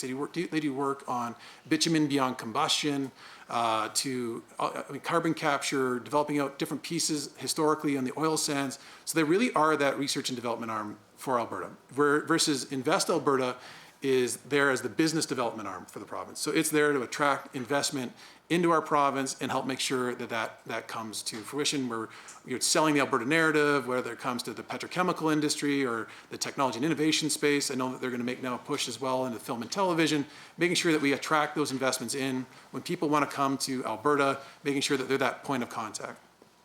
Now, some of your questions that you asked, I think I would refer them to public accounts, because I do think that that's more the proper place for some of the questions as it relates to Invest Alberta, but I will get into some of the details here as well. Invest Alberta, obviously Crown Corporation, so arm's length process. We have 7 board members there. All that's obviously publicly available. What the board members are paid, publicly available. So I just refer you to all of that information that's already out there in the public domain. They run an independent hiring process. They go through that. The current CEO, Rick Christiansi, went through a process, was hired last fall, and he and the team are doing amazing work. Obviously, they have their own processes. They have the Auditor General that reviews expenses there. They go through the process of making determinations in consultation with their board as to what has that best return on investment as it relates to sponsorships or events. I know that the one in particular that you referenced, the event that they held in Lake Louise, on that one there, I believe they had 40 investors at the table at that event looking at making material investments in the province of Alberta, or they have made material investments and are looking at going further. So I can speak to that briefly with a little bit of knowledge. But I do think a lot of those questions would probably be properly referred to public accounts. As it relates to advocacy, obviously Invest Alberta is there as a conduit for gathering intel for prospective investments. As they need to work with different government departments, they are there as a concierge service to help make sure that they can find the right path. Do we need to talk to municipal affairs about municipal issues? Do we need to talk to JEI about making sure we have the right training programs in Alberta? Or is it a conversation with transportation, for example, on Banff Rail? Banff Rail, that project, my understanding, it's not my department, but I believe that project now sits with transportation. And if you have questions on that further, I'd probably point you that in that place. As it relates to Invest Alberta's budget, that first year you saw with the $6 million, that was their startup year, so they were just getting going. So they didn't have a full year to spend $20 million. That was the beginning year, so they were just starting the process of hiring their first CEO and first staff. You go forward here, what we found, and you'll see that last year we had 25 million, and this year we budgeted 20 million. What we found is initially we put all of the international offices under Invest Alberta. But what we found is that makes sense for some of the offices for where they're located. We want them focused on investment attraction and some trade pieces as well. But there's also advocacy for government. So last year you would have seen an announcement where we had James Rashad, who's our representative in Washington, D.C. We also announced offices for Denver, Chicago, and Seattle as well. So we are looking at a bit of a restructure there to make sure that the advocacy piece doesn't distract Invest Alberta from its mandate, core mandate. So that's the budget adjustment there is primarily to help adjust for some of that piece. There's still going to be Invest Alberta, kind of arms out there, and you would have seen this week they announced a partnership with the Houston Chamber. They did one in New York with, I think it's called Maple. So there's a bunch of stuff that they're doing out there in the kind of the prospecting, business relationship, investment attraction piece internationally. But there is that other arm that is pure advocacy for kind of government pieces. We're also looking at, attracting talent to Alberta, attracting students to our post-secondary. So a bit beyond the scope of a pure Invest Alberta piece. So that's why we did a bit of a realignment on that one. As it relates to the revenue items that come into Alberta, a lot of this is primarily from the heritage funds. So you've got about 48 million coming from the Alberta Heritage Foundation, 36.5 million coming in from the Alberta Heritage Science and Engineering Foundation. There's also 3 million coming in from Advanced Ed for scholarships, 2.3 million from health. So when you take a look at the overall, the vast majority of that's kind of it's more of an accounting exercise for how do we move money from, the heritage, the funds that we have and into kind of expenditures for that year. As far as the other revenue that comes in, historically, as it relates to Crown corporations, Travel Alberta would normally do events, conferences, sometimes they would do partnerships with private sector or other organizations, and revenue would potentially come in from those events. A little bit lower in COVID environment, haven't been as many events on there. Alberta Innovates as well does partnerships. They do partnerships with the federal government, they do partnerships with the private sector, and we also have Innotech and other pieces of that organization. So sometimes with that comes in revenue as well for that Crown Corporation. So that's generally speaking how those line items come into place.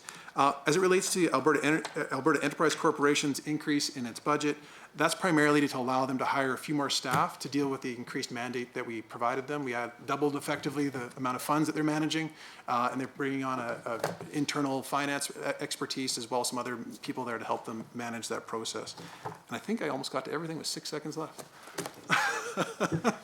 Excellent. Thank you, members. We will now take a 5-minute break. There is fresh coffee for those, and we will come back with the government members' 20-minute block. Thank you.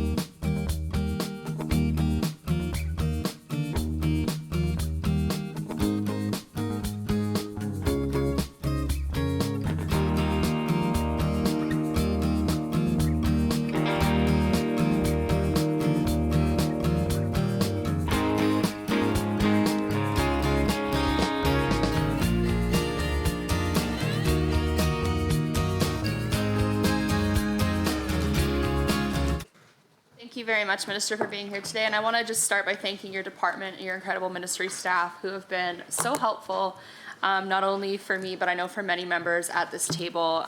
We don't often get a chance to publicly thank the staff who make it possible, but I think it's also really important for elected officials to do that, so I'm going to start with that. So Minister, I like to say that you're the Minister of Good News because it just seems like you're always coming out and telling us something absolutely fantastic. So I have to say that the dose of positivity that you provide every day is, it seems like every day, sometimes more than once a day, is definitely what I need in my timeline on social media, in the House, and otherwise. So, but I'll start with what's likely on many, many Albertans' minds right now as we hopefully, thank goodness, let's hope, begin to put the COVID-19 pandemic in the rearview mirror, and that's economic recovery. It's truly a crucial component of our province's path forward towards healing from the pandemic, both healing our economy and also the province's collective memory. I think we've all went through a lot in the past couple years. So I'm very pleased to see that outcome 1, as listed on page 71 of the ministry's business plan, affirms a commitment from JEI to ensuring Alberta's economic recovery is a high priority as we head into 2022-2023. So as you know, and as Albertans know, your job is to attract jobs, embolden our economy, and increase innovation within our province as well. And we know that as Conservatives, we believe that the best role for the government is in a limited capacity, setting the conditions for success. So I'm very happy that despite the pandemic, our government has reversed the trend of the NDP, which we saw record investment leaving. We saw people fleeing Alberta to go to places with lower tax jurisdictions. And I'm very glad to see that we are reversing that trend of damage and leading the country, in economic growth. So, Minister, I'm wondering if you could start by elaborating on the ways in which your ministry is going about ensuring continued recovery and growth. And then I'm wondering if you could speak to any specific sectors of the economy which continue to show or are anticipated to show growth in this upcoming year. And also, I'm wondering if you could elaborate on how your ministry is pursuing diversification of our economy, because I know that's something that's very important to many Albertans. And I am also wondering if you could talk about the major investments that are coming up, if anything you could maybe give us a little bit of information on, and how your department and our government has set those conditions. I think it's really important for Albertans to know just how much work is being done to make sure that we are setting the conditions for growth. So, and then I'm going to go to my second set of questions, just because we're in block time here, and this is on page 27 of the fiscal plan for those who would like a reference. We can see that the unemployment rate in the province is decreasing, which I know is welcome news for many of us, and with the employment rate expecting to grow by 4.1%, so that's the employment rate, not the unemployment rate, and at an average of 2.5% over the following 3 years, it looks like Alberta is well on its way to recovery. And like I was saying earlier, Alberta we know is the economic engine of Canada. And while there are many people in this province who are still struggling to find work, I see a lot of hope on the horizon, and I know that your ministry is a huge part of that. So, Minister, can you speak to more about these metrics and how the budget helps to contribute to this positive news for Alberta? And with that being said, I'm going to share some of my time with my government colleagues, the MLA for Sherwood Park. Thank you so much, MLA Fry, and through the chair, Minister, hello. Thanks for being here. And also, thank you to your staff for all you guys do. We are absolutely booming, as the minister points out again and again. I think I heard once or twice 130,000 jobs created in the last year. It's amazing, and I would say through you, Chair, locally, my area of Strathcona County is feeling this. We're absolutely on fire. The 3 refineries, including one which I share with MLA Armstrong Homniuk, are all deploying capital. They are feeling encouraged by the incredible investment environment that in large part, JEI has helped foster. The industrial heartland as well, big investments, including from Japanese trading houses like Itochu and I believe Mitsubishi with a $1.2 billion investment with Petronas, I believe in the blue and green ammonium fields and natural gas. It's just absolutely amazing the work you guys are doing, and fully, strongly supportive, especially of Invest Alberta, the Crown Corp investment arm. I was really enjoying the dialogue you were having with some of the other MLAs on that. It's been a great success, I think. So I'll also be speaking, my questions to Minister are around economic recovery that we are leading in Canada again, and thank you to JEI for that, and your messaging on that has been really great and persuasive. I'll start on page 8 of the fiscal plan, Minister. It outlines the state of Alberta's economic recovery and some of the reasons that make this province such a great place to live and work, such as the highest average weekly earnings among provinces, low home prices, and the lowest overall taxes in all of Canada. In that same vein, there has also been many economic projections from major banks and think tanks that show Alberta will lead the country in economic growth this year. So my first question, Minister, is can you talk about these projections and why the business plan outlines a path for success to help these projections become a reality? And then moving on to page 73 of the business plan, it indicates under the expenses section, for your ministry that approximately $316 million is estimated for economic recovery and development in 2022-2023. That said, I think it's quite clear the reason for previously high numbers in this line, and hopefully these estimates stay relatively stable as we begin to heal from the COVID-19 pandemic, as my colleague previously said. So a couple questions here. Minister, although the pandemic appears to be lessening in its impact, can you speak to some of the challenges that you continue to see in Alberta's economic sectors? Also, what are some of the ways that JEI intends to overcome these challenges? And then for me, just a few more lines of questioning. Line 2.2 on page 145 of the estimates document, Minister, shows an estimate of $32.95 million being put toward industry and regional development. I know we've heard talking about the Edmonton area as well as Calgary, and you mentioned southern Alberta. Based on these documents, this seems to be a significant hike in the expenditure from the $9.05 million forecast for 2021-2022. What exactly is the money being put toward, and how might it aid Alberta's economic recovery? As well, is there any money earmarked specifically for Edmonton and Calgary's downtowns? I'd like to hear you flesh that out even more. There's been a great discussion so far. And you know what, Chair, I think I'll stop there and then cede the rest of this block time to my colleague, MLA Armstrong Homnia. Thank you. Chair, through you to the Minister.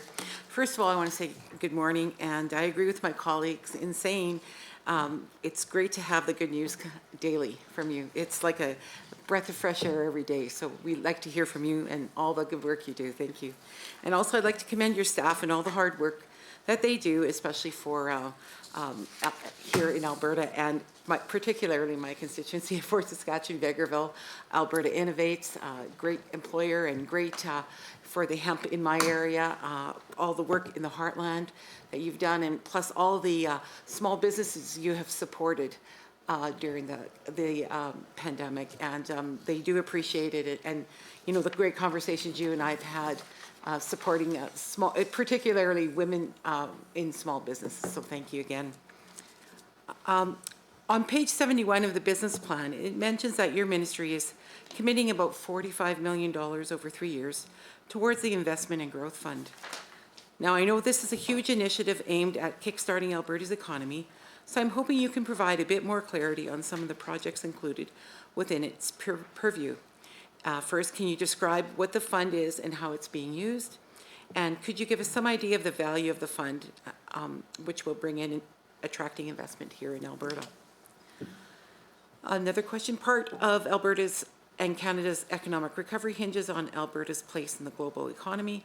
I see on page 71 of the fiscal plan some statistics pertaining to economic growth on a global scale, which indicate a bit of a worrisome trend.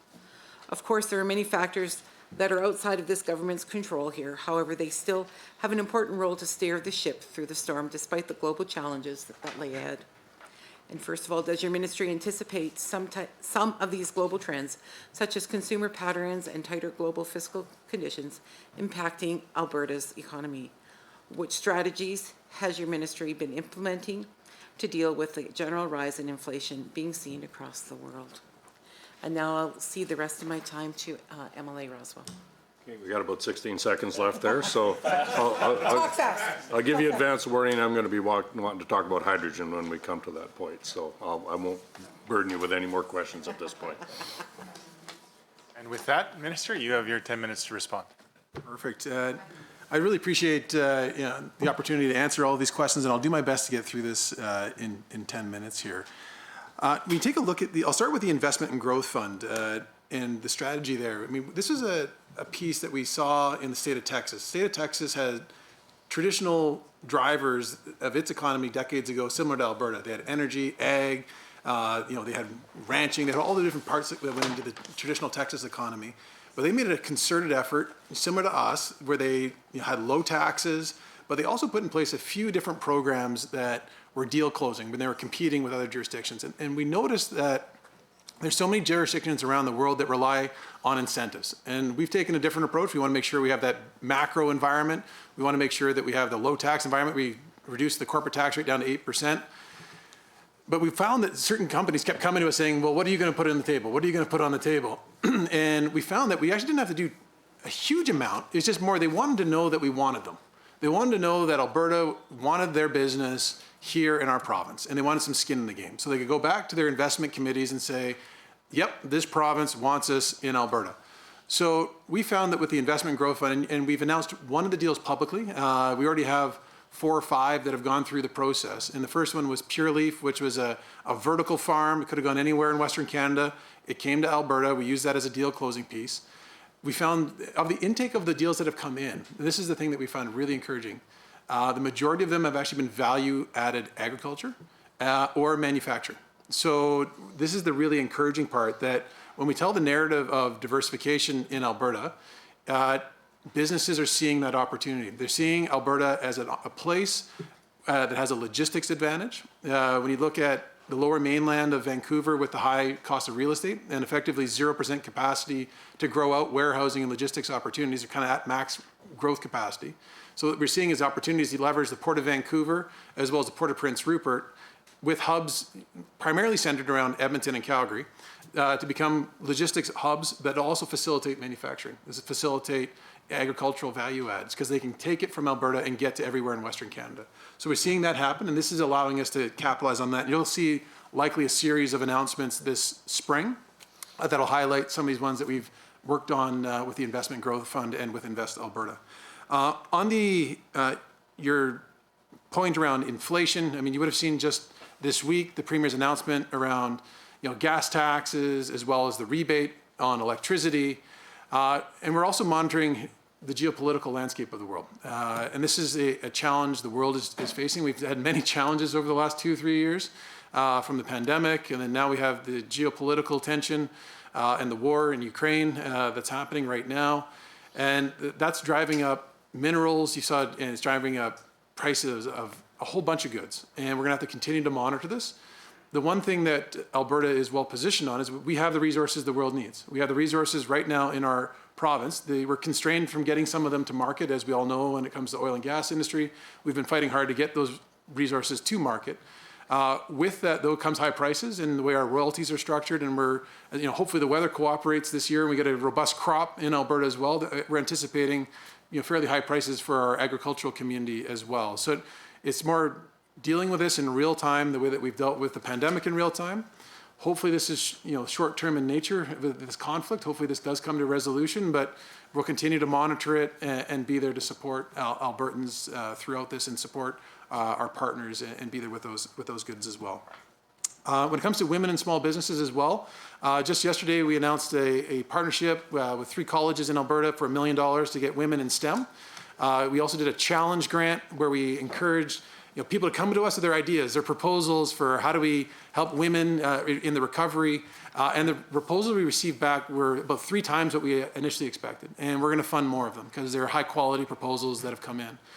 Also we're going to be announcing this here shortly, a microloan process. Women entrepreneurs that are starting businesses quite often struggle to attract that first loan from a financial institution. Sometimes they don't have the collateral or the security and As a result, there's a gap for women entrepreneurs. So we're going to try and fix that. You'll see some details on that in the near term, kind of a micro lending strategy that doesn't have the burdensome kind of security requirements of collateral, as well as loan guarantees, things like that, that historically come with conventional loans to help women entrepreneurs. As it relates to investments, going on to my colleague here, kind of the hydrogen and petrochemical centers that you have there. I mean, talk about job creation that's going to be coming here. This is the one thing, a part of our Edmonton metro region strategy is how do we manage the thousands of jobs that are going to be created once these projects get those shovels in the ground.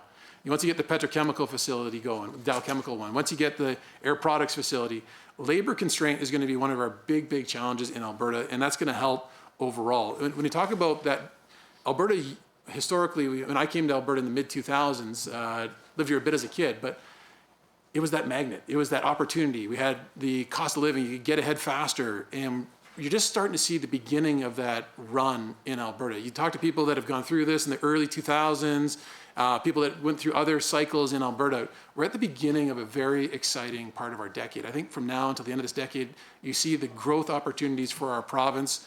And that also it gives us a window and a runway to set up long-term success as well. So there's that piece that goes into it.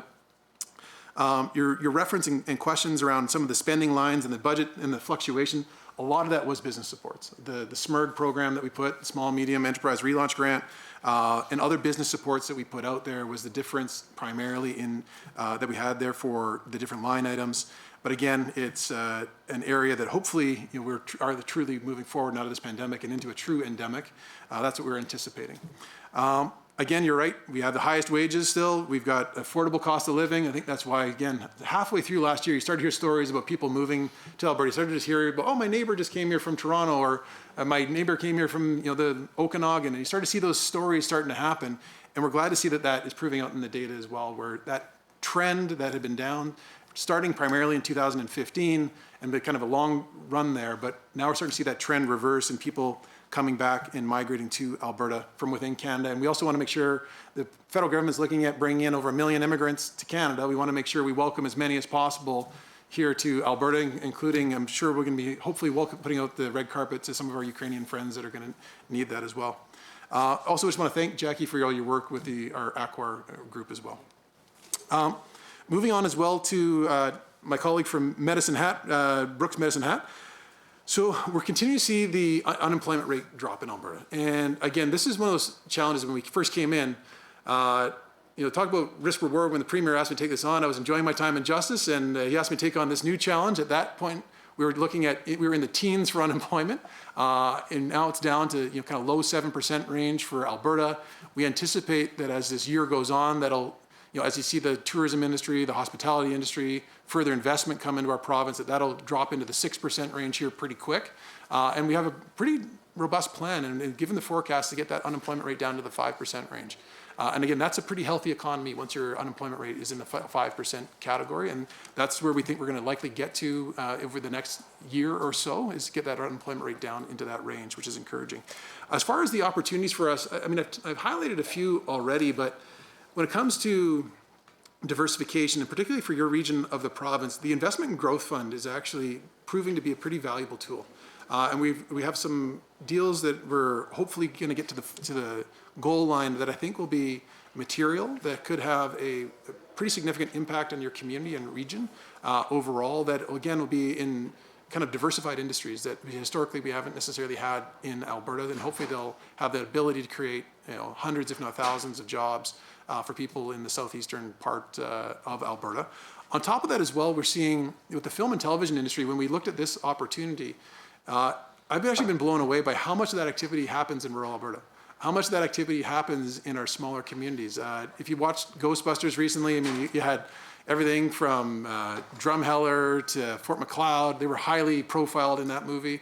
We're anticipating, Billy the Kid's the same. You've got, The Last of Us obviously is out there in pretty much every community around. And the thing that really struck me is when we did a couple town halls in central Alberta as well, is that the point of pride that had for the community, in the sense that people wanted to shoot a movie in their hometown. It was a point of pride. It was community building, particularly when we've had a pretty tough couple of years with the pandemic, and particularly a lot of frustration in our rural communities. So I do want to kind of highlight, I'm really excited to see what the prospects are here long-term for rural Alberta from a diversification standpoint, career opportunities, and also supporting small businesses in our province. Again, I just want to highlight as well, when you look at diversification, I haven't even highlighted too much that's outside of my own ministry, but when you look at the work that's being done in the energy department, you've got geothermal, you've got hydrogen, you've got all the investments are going to petrochemicals. Oh, I'm getting the wave. You had 1 second, but thank you very much. That concludes the government members' first block of questions. Now we will move to 5 minutes of questions from the official opposition, followed by 5 minutes of response from the minister. As mentioned, members are asked to advise the chair at the beginning of their rotation, but I think we've established that pattern, that it will be block time, and we'll continue with official, independent, and then government in that order. Please remember that discussion should flow through the chair at all times. I have been very lenient on this, but we haven't had a problem, so if you continue that, I won't have to. Emily Billis. Thank you, Mr. Chair. You know, I can hopefully ask if the minister's decided to have a change of heart and go back and forth or share the time. I doubt it, but I'll ask anyway. Fourth budget, we're going to keep going the way we're going. Okay. Well, hopefully the minister will answer these questions. This block, because it's shorter, I'm going to focus on supports for small business. So key objective 1.4. During the pandemic, it was probably highlighted to all of us how important small businesses are to our lives and communities. We all know that small businesses are the drivers of our economy and are 95% contributors to our GDP. Many of them were hit extremely hard by the effects of the pandemic and needed the help of governments to survive and to be a part of our post-pandemic life. Over the last 2 years, it was clear we would need to get the support programs right. They needed certainty around health regulations from government, and the province needed to set the conditions for their growth beyond support. So we're going to start with the latter. Under objective 1.4 in the business plan, quote, remove barriers and support growth for entrepreneurs and small businesses, including reducing red tape through digital transformation and improved service delivery. End quote. I understand red tape reduction is a shared responsibility. Hoping, Minister, that you can outline what specific actions you're planning for our small businesses that you're currently undertaking or initiatives that you're driving. Can you provide any measurements on how effective they are estimated to be? So in other words, if you have the savings per business, would be great. The fiscal plan does not highlight any specifics, but that's why we go through estimates, and so I'm hoping you can share more. Are these initiatives just the normal course of business due to the red tape reduction process, or is there something new in this current budget? According to the fiscal plan, your ministry overspent its contingency by over $180 million. That's more than double what was estimated in the budget. Just wondering if there's a breakdown of what went to small businesses. Can you provide any estimates how many businesses did survive due to the programming, and what was the debt load that businesses did not have to take on? Similarly, if you have numbers around the jobs that were protected due to that program. I suspect two of the programs you're going to highlight, Minister, is the SMERG and the COVID-19 Restrictions Exemption Program grant. To that, I'd like to know what the total uptake of the available funds and how much was unused on those two programs. Are there currently any outstanding claims in either of these programs that will be delivered through this current budget? What was the average time processing the claims, and what were the longest instances, and if you can talk about why? Did your department estimate the effect on businesses of different wait times, how many of them closed or had to let employees go due to delays? If all the applications are processed and paid out, what was the date of the final one paid to small businesses? This year, your ministry has $155 million contingency. Is any of that earmarked for small businesses? Under which conditions would you provide additional support for small businesses from this contingency? Can you outline any kinds of conditions that your ministry has developed or will be using to make these decisions? If any of the funds are earmarked for small businesses, one of the questions, are they addressing challenges small businesses are facing post-COVID, like high debt loads, et cetera? We've heard concerns from businesses the program took too much time to receive the money. There were delays, that they weren't delivered in a timely manner. Curious if you're working with the department to assess how widespread the issues were, how the programs could work better for small businesses, what were lessons learned from that. In the 2 out years of the fiscal plan, there's over $121 million in contingency. In the 2024 Jobs Economy Innovation would only be one of 4 ministries that is still allotted a contingency. Can you elaborate for what the contingency is for specifically and break it down into what kinds of initiatives the contingency is for?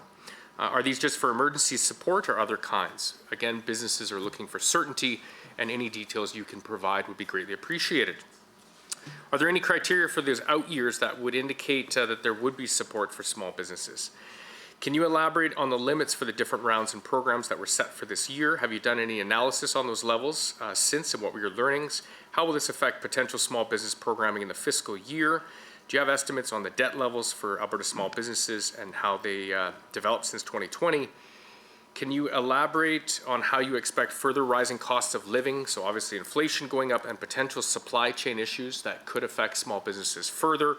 Is there anything in your contingency or in your budget that will help to mitigate that, or potential supports for continued rising inflation outside of the gas rebate and electricity, as well as any other supply chain challenges? And have you worked with the Minister of Finance on projections how employment growth in small businesses may be affected by having support available? Minister to respond, 5 minutes. Perfect. And I appreciate the series of questions, and I think I'll probably be able to provide clarity here in the outset. As it relates to the $155 million that's identified in there under the line of operating expense COVID-19 recovery plan, that is primarily for programs that we've identified through the recovery plan, such as the investment we've made in accelerators for Alberta. So that will help with many small businesses that are on that fast-track growth trajectory that need the business support that they need to grow their businesses. So we have the accelerators piece there. We also have the last year of the 3-year commitment of TIER for $5 million that's going in there. We have $22 million going into Travel Alberta for tourism. $26 million for our vaccine development plan here in Alberta. The additional investment in growth fund of $10 million as it relates to rural economic development. We also have the additional work that's going into a handful of sector strategies for $2 million. And we also have the Innovation Employment Grant of $74 million that's sitting in there. Plus, they've also allocated towards our ministry some of the cost of advertising and marketing various services that are coming from the recovery plan, and other government initiatives as well are there as part of the $155 million of services. As it relates to a handful of your questions, I think probably would be better pointed towards public accounts as to the results of previous year's programs, how they ended, how many have been processed. I just want to say first and foremost, thank you to the team for everything that they did in providing all of those resources out to small businesses. They were not easy conversations to have with small businesses that went through an immense amount of uncertainty over the last 2 years. They stood up multiple times, different rounds of business supports, different types of business supports, from tourism levy abatements to the REP support to the small and medium enterprise relaunch grant, and many other types of supports that went in other ministries where our department was largely the point of contact. It wasn't initially part of their job description, like many things weren't coming into the pandemic, and the team tackled those challenges head on, and we're there with businesses hand in hand. And many of those, I've participated in many of those conversations in roundtables and town halls where, many times you're dealing with individuals where they were wondering what the future was going to be, and they were very difficult and challenging, and the team met those challenges head on and accomplished it. So, but I would refer you mainly to the public accounts process if you want to get the further details and breakdown of the who, what, where, when, why of how the SMERG program and other business supports were deployed overall. As it relates to the red tape reduction process, a lot of the red tape that we've been focusing on reducing is in our Crown corporations. Alberta Innovates and many others have many applications that they ask small businesses in particular to fill out when they go through the grant processes and grant protocols. So we're one of the leaders in our government when it comes to reducing redundancy and red tape. And a lot of that is focused in Alberta Innovates on grant applications, streamlining processes, making it simpler for people to come in and access necessary programs, particularly when you're a small business and you've got an idea and you're trying to get it off the ground. That is one area where you don't have to want to fill out similar forms 5 times. Hopefully one time is sufficient. And that's one area of focus that we had overall for that part of the overall strategy for red tape reduction. As it relates to continuing to support small businesses. Obviously, we want to move forward, and we believe that we're now truly into an endemic phase of the pandemic. Hopefully that continues and we don't get any more curveballs thrown our way. But again, we've been there with businesses hand in hand. The team has been there with small businesses hand in hand. Now it's really focused on recovery. And this comes down to the economic growth in Alberta. We're seeing as well the fact that Alberta is going to continue to lead the country in growth, job creation that's happening here, the 130,000 jobs last year. Plus on top of that, Albertans disproportionately own energy stock, energy assets. And even before the most recent geopolitical turmoil around the world, we're starting to see a pretty robust pricing for energy stocks. And that creates further dividends for people that have options in companies that are in the energy industry. They were been below water for a long time. All of a sudden they have value. We're anticipating that, with the growth of our energy industry, job creation, people moving here, the robustness in pretty much every part of Alberta's economy as we move forward, that you're going to continue to see people that are going to continue to have more disposable income, which will help businesses, particularly now that the health restrictions have been removed, that they're going to let those businesses run. People are going to have some disposable income, and that whole ripple effect for small businesses is going to continue. Thank you very much. Now we have no independent with us at this time, so we will skip over that section and go back to government members for 5 minutes. Mr. Roswell. Thank you for coming today. And when I first decided to run and try to be a politician, one of my main issues was pushing back on what I called the war on fossil fuels. And so I've made it a bit of an effort here to get up to speed on all the different sources of energy that we're dealing with, and figure out where the weaknesses and strengths of them are, and are we headed down the right path. So with that in mind, that's where I'm going to lead to in this question. So I'll give you a bit of a understanding of how I feel about, or as I understand hydrogen, and then how some of the things that are related to your part of the ministry is how you relate to that. So typically, where we get our hydrogen from is natural gas, and that's the steam reform of natural gas, or stripping hydrogen off of natural gas. And then we use the carbon dioxide and we sequester it, and that's why we can call it clean. That's why we do it. Another option is electrolysis out of water, and we don't do that, I don't think, and if we do, I'm just not aware of it. But and I'm not sure what all that costs, but that's kind of where that's at. Now, as I understand it, we're the second cheapest place in the world to produce hydrogen. And there is a demand for hydrogen around the world. So good. If there's a market there, away we go. We use it right now for making fertilizer, and in our bitumen processes. There might be other things that I'm just simply not aware of that we use it for. But the market, I think, when I have talked to some of the people that have announced hydrogen plants in the province, and they've said, look, we're mainly in the industrial side, and we're thinking about export, turning it into anhydrous ammonia and exporting that. So that's what I understand is happening with that thing. Now, I understand that the other areas where it can potentially be used is in heating, electricity, and transport. And this is where I'm concerned about a bit of a problem. Like the heating, our furnaces can't handle straight hydrogen, so the best we can do is do a mix, right? And then electricity, the affordability of hydrogen, because you're putting it through all this process, is about 6 to 7 times the cost of natural gas. So there's an affordability issue relative to hydrogen that I'm a bit concerned about. And then the transport, our engines can't handle it.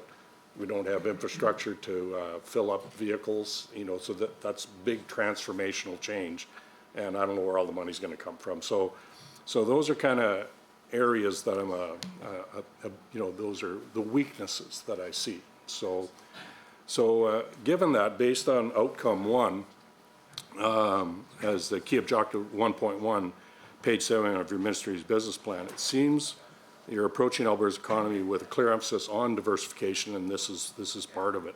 And it's the Clean Hydrogen Center of Excellence. So Can you please give an overview of the program and what the intent is behind it? What are the environmental factors that the Clean Hydrogen Center of Excellence is intending to address? What are some of the outcomes you hope the Hydrogen Center for Excellence can help achieve in the hydrogen economy? Also on page 141, plan outlines some of the key pillars of the Alberta's hydrogen roadmap. And I just want you to talk to the hydrogen roadmap and outline some of the key issues it intends to tackle. What is the potential of hydrogen in the Alberta economy? You know, are we mainly export, or are we into some more transformative type stuff there? Has there been any significant investments in the sector? And I know of some, but you may have more. And what more is the government doing to promote the hydrogen economy in Alberta and overcome what I consider the affordability and the functional weaknesses that's inherent within hydrogen? I'm all for diversified economy and everything, but it has to have a net benefit.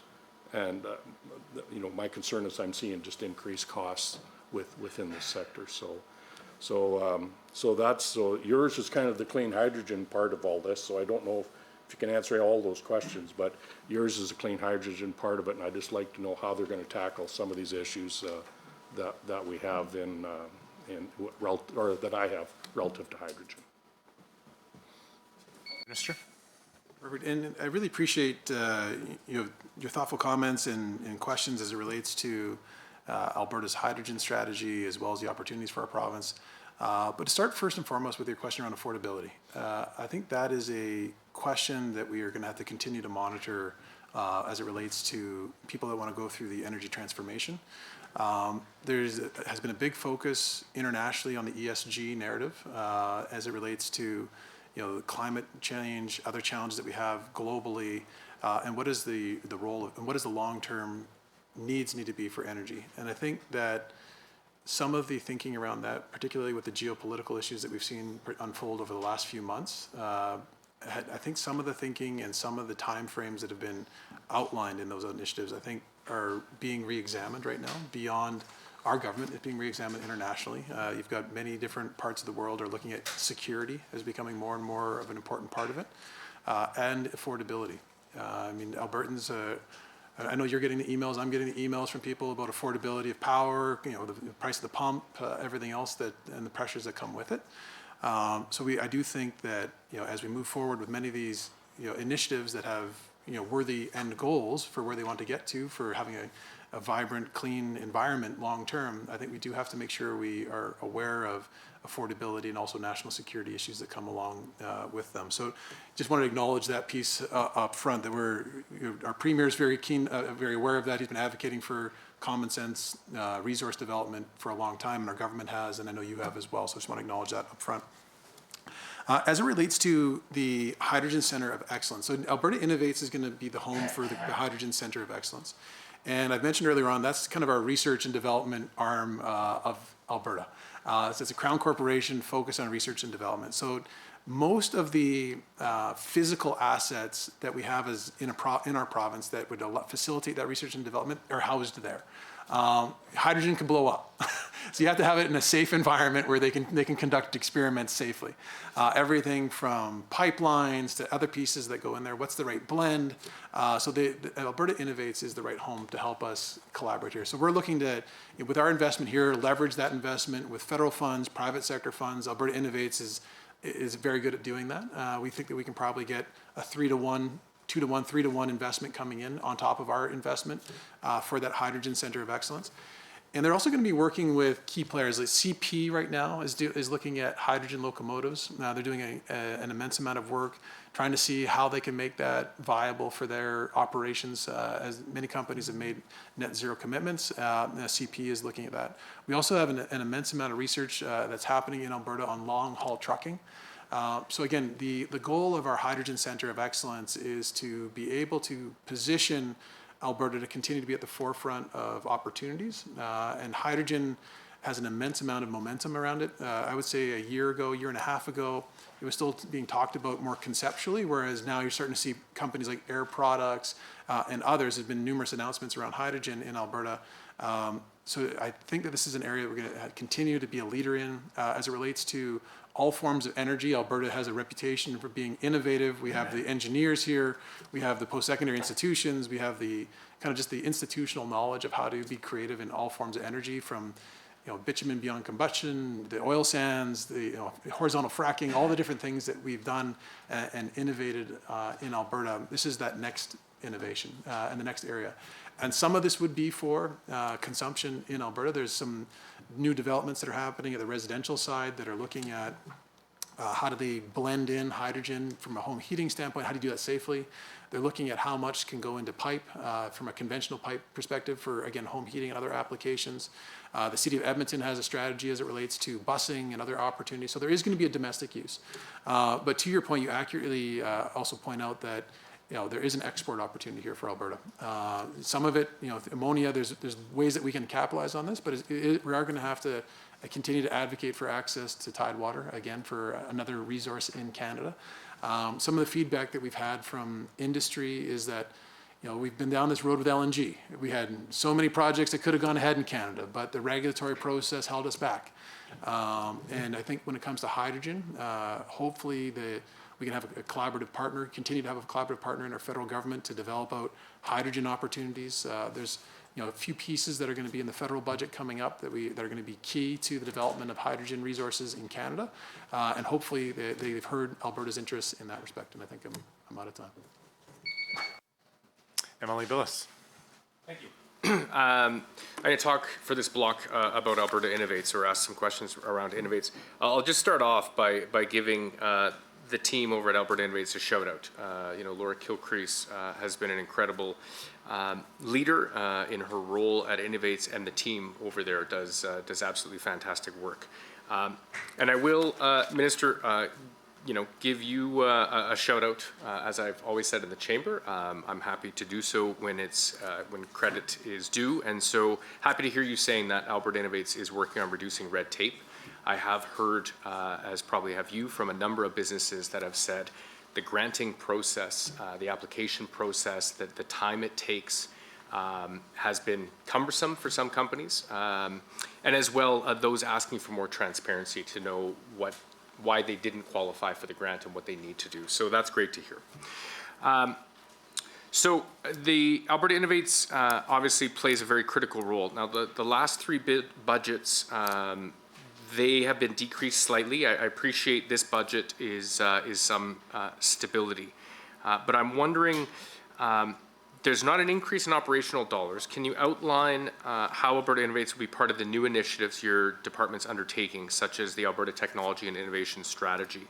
The 73 over 3 years mentioned on page 12 of the fiscal plan, how much of that will come through Alberta Innovates, and how much of that will be reallocated from other priorities? And if you can comment on which ones.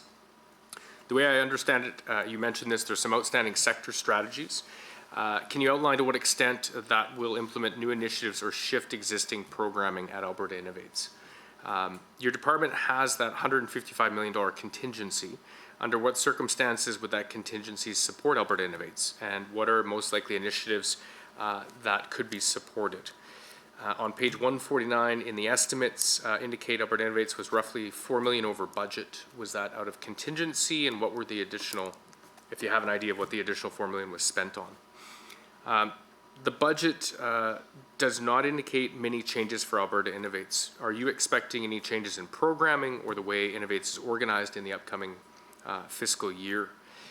Again, a few years back, Alberta Innovates began to review all of their programs. Are there any that are currently under review? Are there any new initiatives to your knowledge in this year's budget? And if you could elaborate on them, including any description, targets, outcomes, which market and sector they'll serve, how the program will be deployed, admin cost associated with the program, metrics for evaluation, and feedback processes for improvements. Yeah, this last block of questions I would have loved to have asked Ms. Kilcrease directly, but hopefully you have those answers at your fingertips, Minister. The business plan on page 73 suggests there might be further reductions for Alberta Innovates in the next 2 years. What are you expecting to cut, and have you done an impact analysis on what potentially would be cut? How much of the 160 million budget, which is line 2.4 of JEI estimates on page 145, will go toward accelerators? I know you mentioned that in my previous question, but last year's budget committed 10 million each year for 3 years. But I know, Minister, that you announced new funding. And so do you have a breakdown of the dollars spent along with a detailed account of the programs that Alberta Innovates will roll out? If you could as well include the targets for each program. We'd love to see what metrics Alberta Innovates is using, how many companies they forecast to support, and how much of their budget is allocated for direct grants, including micro vouchers. How much, how much is forecast for support for small businesses, including mentorship and guidance. As well, I'm curious to know if you have the numbers on what the current number of FTEs are at Alberta Innovates. And all of that, again, recognizing the incredible work that Alberta Innovates does and acknowledging that funding micro vouchers grants are a portion of the value that they offer companies.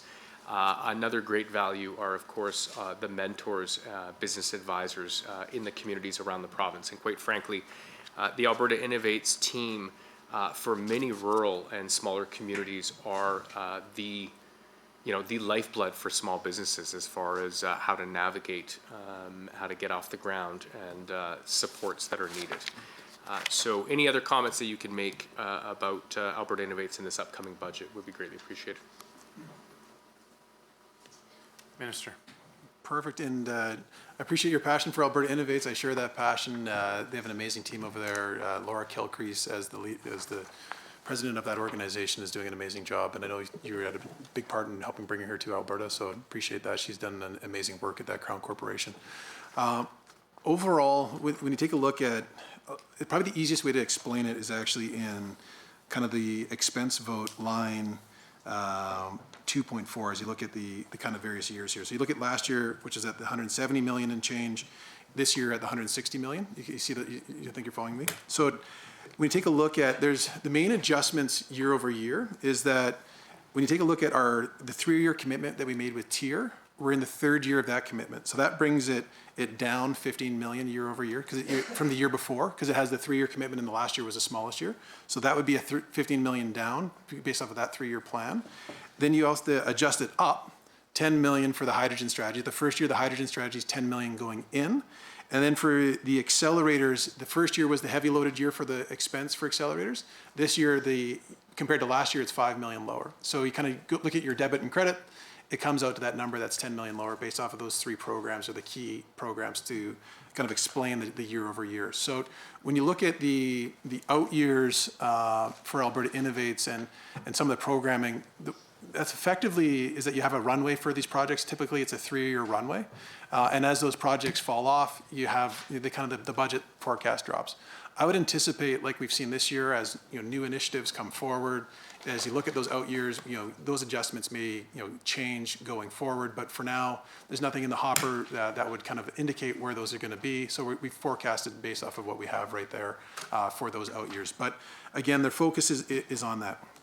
You asked a question around the 155 million contingency funding, and I highlighted this in our earlier discussion, and a lot of them do touch on Alberta Innovates. So from accelerators to the TIER funding, they do have a role. While the funding for vaccine development is outside, the 26 million is outside of Alberta Innovates because that would go directly to our companies and the not-for-profit.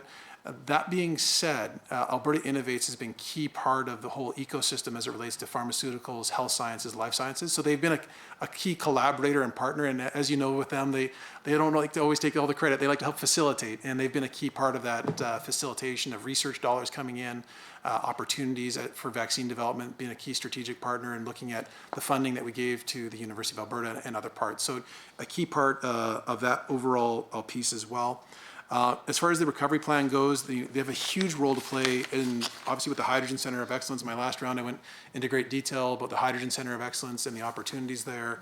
Again, this is another one of those jewels I don't think Albertans know enough about are the resources in Alberta Innovates to help us develop out the R&D piece to safely develop hydrogen, because it does have a big application, has a big future globally, multi-trillion-dollar opportunity.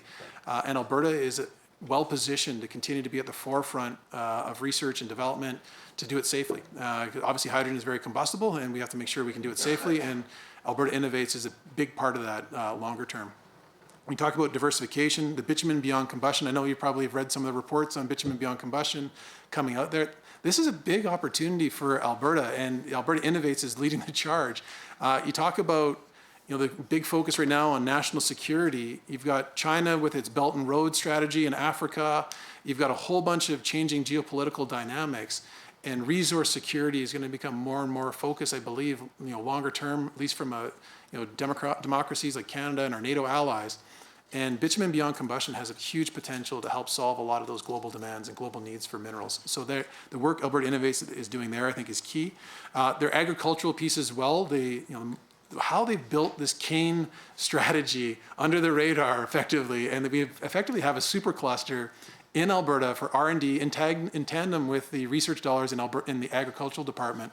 They have a big role to play there, as Alberta, I think, we've focused so much historically, like going back multiple decades, on energy and everything else, that other provinces that didn't quite have the resources we had, but have the bounty of the agricultural opportunities, the equivalent to Alberta, had focused more on those areas like Saskatchewan and Manitoba. There's a big opportunity for us to go up the curve with Olds College, the research development there, Alberta Innovates, all these different pieces to accelerate the technology as well as the value add pieces that go into it. And Alberta Innovates is going to be at the center of a lot of that work. And I think I'm almost out of time before I jump into other topics. But Just a few seconds left, but we will begin, Ms. Rosen, for your block of 5 minutes. Okay, well, thank you, Minister, for being here today, and for all of your staff and department staff as well, for all that you've done over the past 3 years, really, to set Alberta's economy and labor market up for success as we emerge from the COVID-19 pandemic. I think it will come as absolutely no surprise that I want to talk a little bit about tourism today, given that I represent the most beautiful place on planet Earth, beautiful Banff, Kananaskis. Interestingly, and I know you're quite well aware, tourism is really our lifeblood in Canmore and Banff. In areas like Banff, actually over 90% of our GDP is reliant solely on tourism. So we're pretty much a one-horse economy, and when tourism evaporates and visitation evaporates, times get tough. So it's been a really tough couple of years for my communities, as you're well aware, between the hoteliers and the restaurants and the conference centers. We've really been through a lot, and retail shops as well. So I just want to talk about where we're going to go from there, or from here, I suppose. Outcome 1 in your business plan states that your ministry does consider tourism to be an imperative component of our overall provincial economic recovery plan, which I know has been a narrative that we've stayed true to since really 2019. And it's even more true now, I believe, that we've had such a tough couple of years in the industry. And so if you look at the full data, there was $8.2 billion in total visitor expenditures in Alberta, with 34.7 million in-person visits in 2019. But obviously with the onset of the pandemic, those numbers changed drastically. And I think what's interesting is in my communities, we saw similar, if not increased visitation.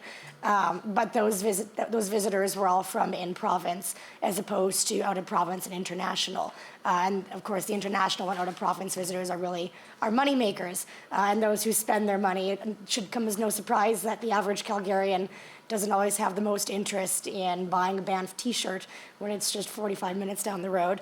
And even looking at some of the Travel Alberta data from years past, we can see that nearly 80% of flights, we saw an 80% almost reduction in flights to Alberta, 76% reduction in museum visits, 27% reductions in hospitality employment, over 40% reductions in hotel stays, which I think would be even larger in markets such as the ones I represent, where we oftentimes saw hotel occupancy hovering around 2% over the past year, and hotel rates that would be lower than Calgary and Edmonton because we were so desperate to welcome anyone we could get to our communities. So really tough couple of years, but I'm so grateful that we are making this a priority as we move forward, and I know everyone in my communities are as well. So I suppose my line of questions, I'll just get some of the motive here. So, because I know I've only got 1 minute and 54 seconds left.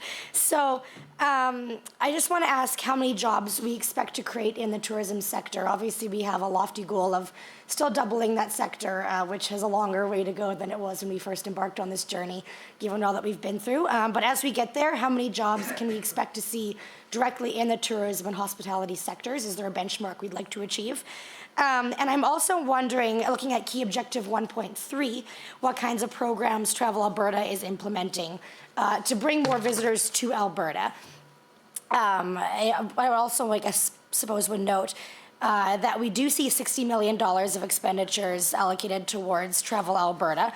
And that we have actually increased Travel Alberta's budget quite significantly. I know in years past, we began the transition away from a destination marketing organization to a destination management organization, which I believe makes us the first in all of Canada to do so and is tremendously exciting for the industry. And so I'm also wondering what metrics you will be using to measure the success of this new management organization, such as where the people we're attracting are coming from, who they are, what they're doing, what they're buying, essentially just what metrics we're going to be using to track that tourism growth and recovery. And I'm also wondering if we can talk about the reasons for that large budget increase to Travel Alberta. I do imagine a large part of that will be focused around recovery and that transition to a management organization as opposed to a strict marketing organization. But wondering if you can elaborate on the reasons for that large budget increase, how that has the potential to positively impact our tourism industry in Alberta, and how this level of funding will allow Travel Alberta to not only get us to our target of doubling tourism, but also just recover to pre-pandemic levels. And I've got 3 seconds left. Minister to respond. Perfect, and thank you so much for this. I know that nothing gets people fired up in the legislature more than talking about God's country and which constituency is more beautiful. But I do think that you're definitely, or would definitely be top 2, if not the number 1 in Alberta with what you got. She's lobbying hard for number 1. When it comes to our overall plan here, and I was hoping earlier when we started our planning for the recovery plan that our emergence from the pandemic would have been much faster. We were hopeful last year that we were going to get into the endemic. Obviously, that wasn't the case. Now here we are again, and we're hopeful now that we're truly in an endemic and that the travel restrictions federally are going to be removed shortly, hopefully. And that'll help start the beginning of international tourism back in a robust way into Canada and into Alberta. And a lot of that concentration comes into your constituency where the busiest national park is located in Canada. So I understand the importance to your region of the province in particular on this one. The challenge that we had is initially we had a very ambitious goal of doubling tourism revenue coming into Alberta. And when we kind of, in the last year particularly as the pandemic carried on longer, our Project Bootstrap plan that we asked Travel Alberta to develop is much more now focused on the near term. Instead of getting to a growth from strength, it's kind of more how do we get and recover from where we have been? Because this is probably one of the areas of our economy that has had the longest and most sustained impact over the last 2 years in particular. So our goal now is to really focus on short-term reestablishing routes. Another thing beyond your constituency, but from an Alberta lens, the number of direct flights to Edmonton International Airport has dropped off significantly. The number of international flights coming into Alberta as a whole dropped off significantly. That has business impacts, but also has tourism impacts. People don't like to go in between to fly somewhere. They want to fly direct. So we've increased Travel Alberta's budget by $22 million. That's part of that contingency fund for COVID recovery, up to $59 million overall for Travel Alberta to help expedite the recovery of the tourism industry. And it's focused on a couple of different areas. One in particular is on marketing for routes. It actually takes lead time to reestablish and establish routes. So reestablishing that demand for routes and travel is key. So they're partnering with the airports, they're partnering with airlines on how do we get those routes reestablished and do the marketing. So a good chunk of the budget is focused there. Another part of the budget is focused on partnerships. So Indigenous Tourism Alberta, establishing partnerships there, looking at establishing better product on the ground as well. So when people come here, it's an amazing experience and it's an amazing world-class experience. So they're collaborating with small businesses and local communities on enhancing the experience of visitors when they come to Alberta. Now, the good news is as well is that our plan now, and I saw some notes, are doing town halls across Alberta right now, Travel Alberta is. And I saw some recent reports that they think that we can probably get back to kind of where we were pre-pandemic in a couple of years. But it will take a couple of years in order to get there. We're looking at 2024, 25 in that zone to get to kind of more recovery from where we can be. And that's where that Project Bootstrap strategy really comes into place, and making sure that they have the resources necessary to get that part done.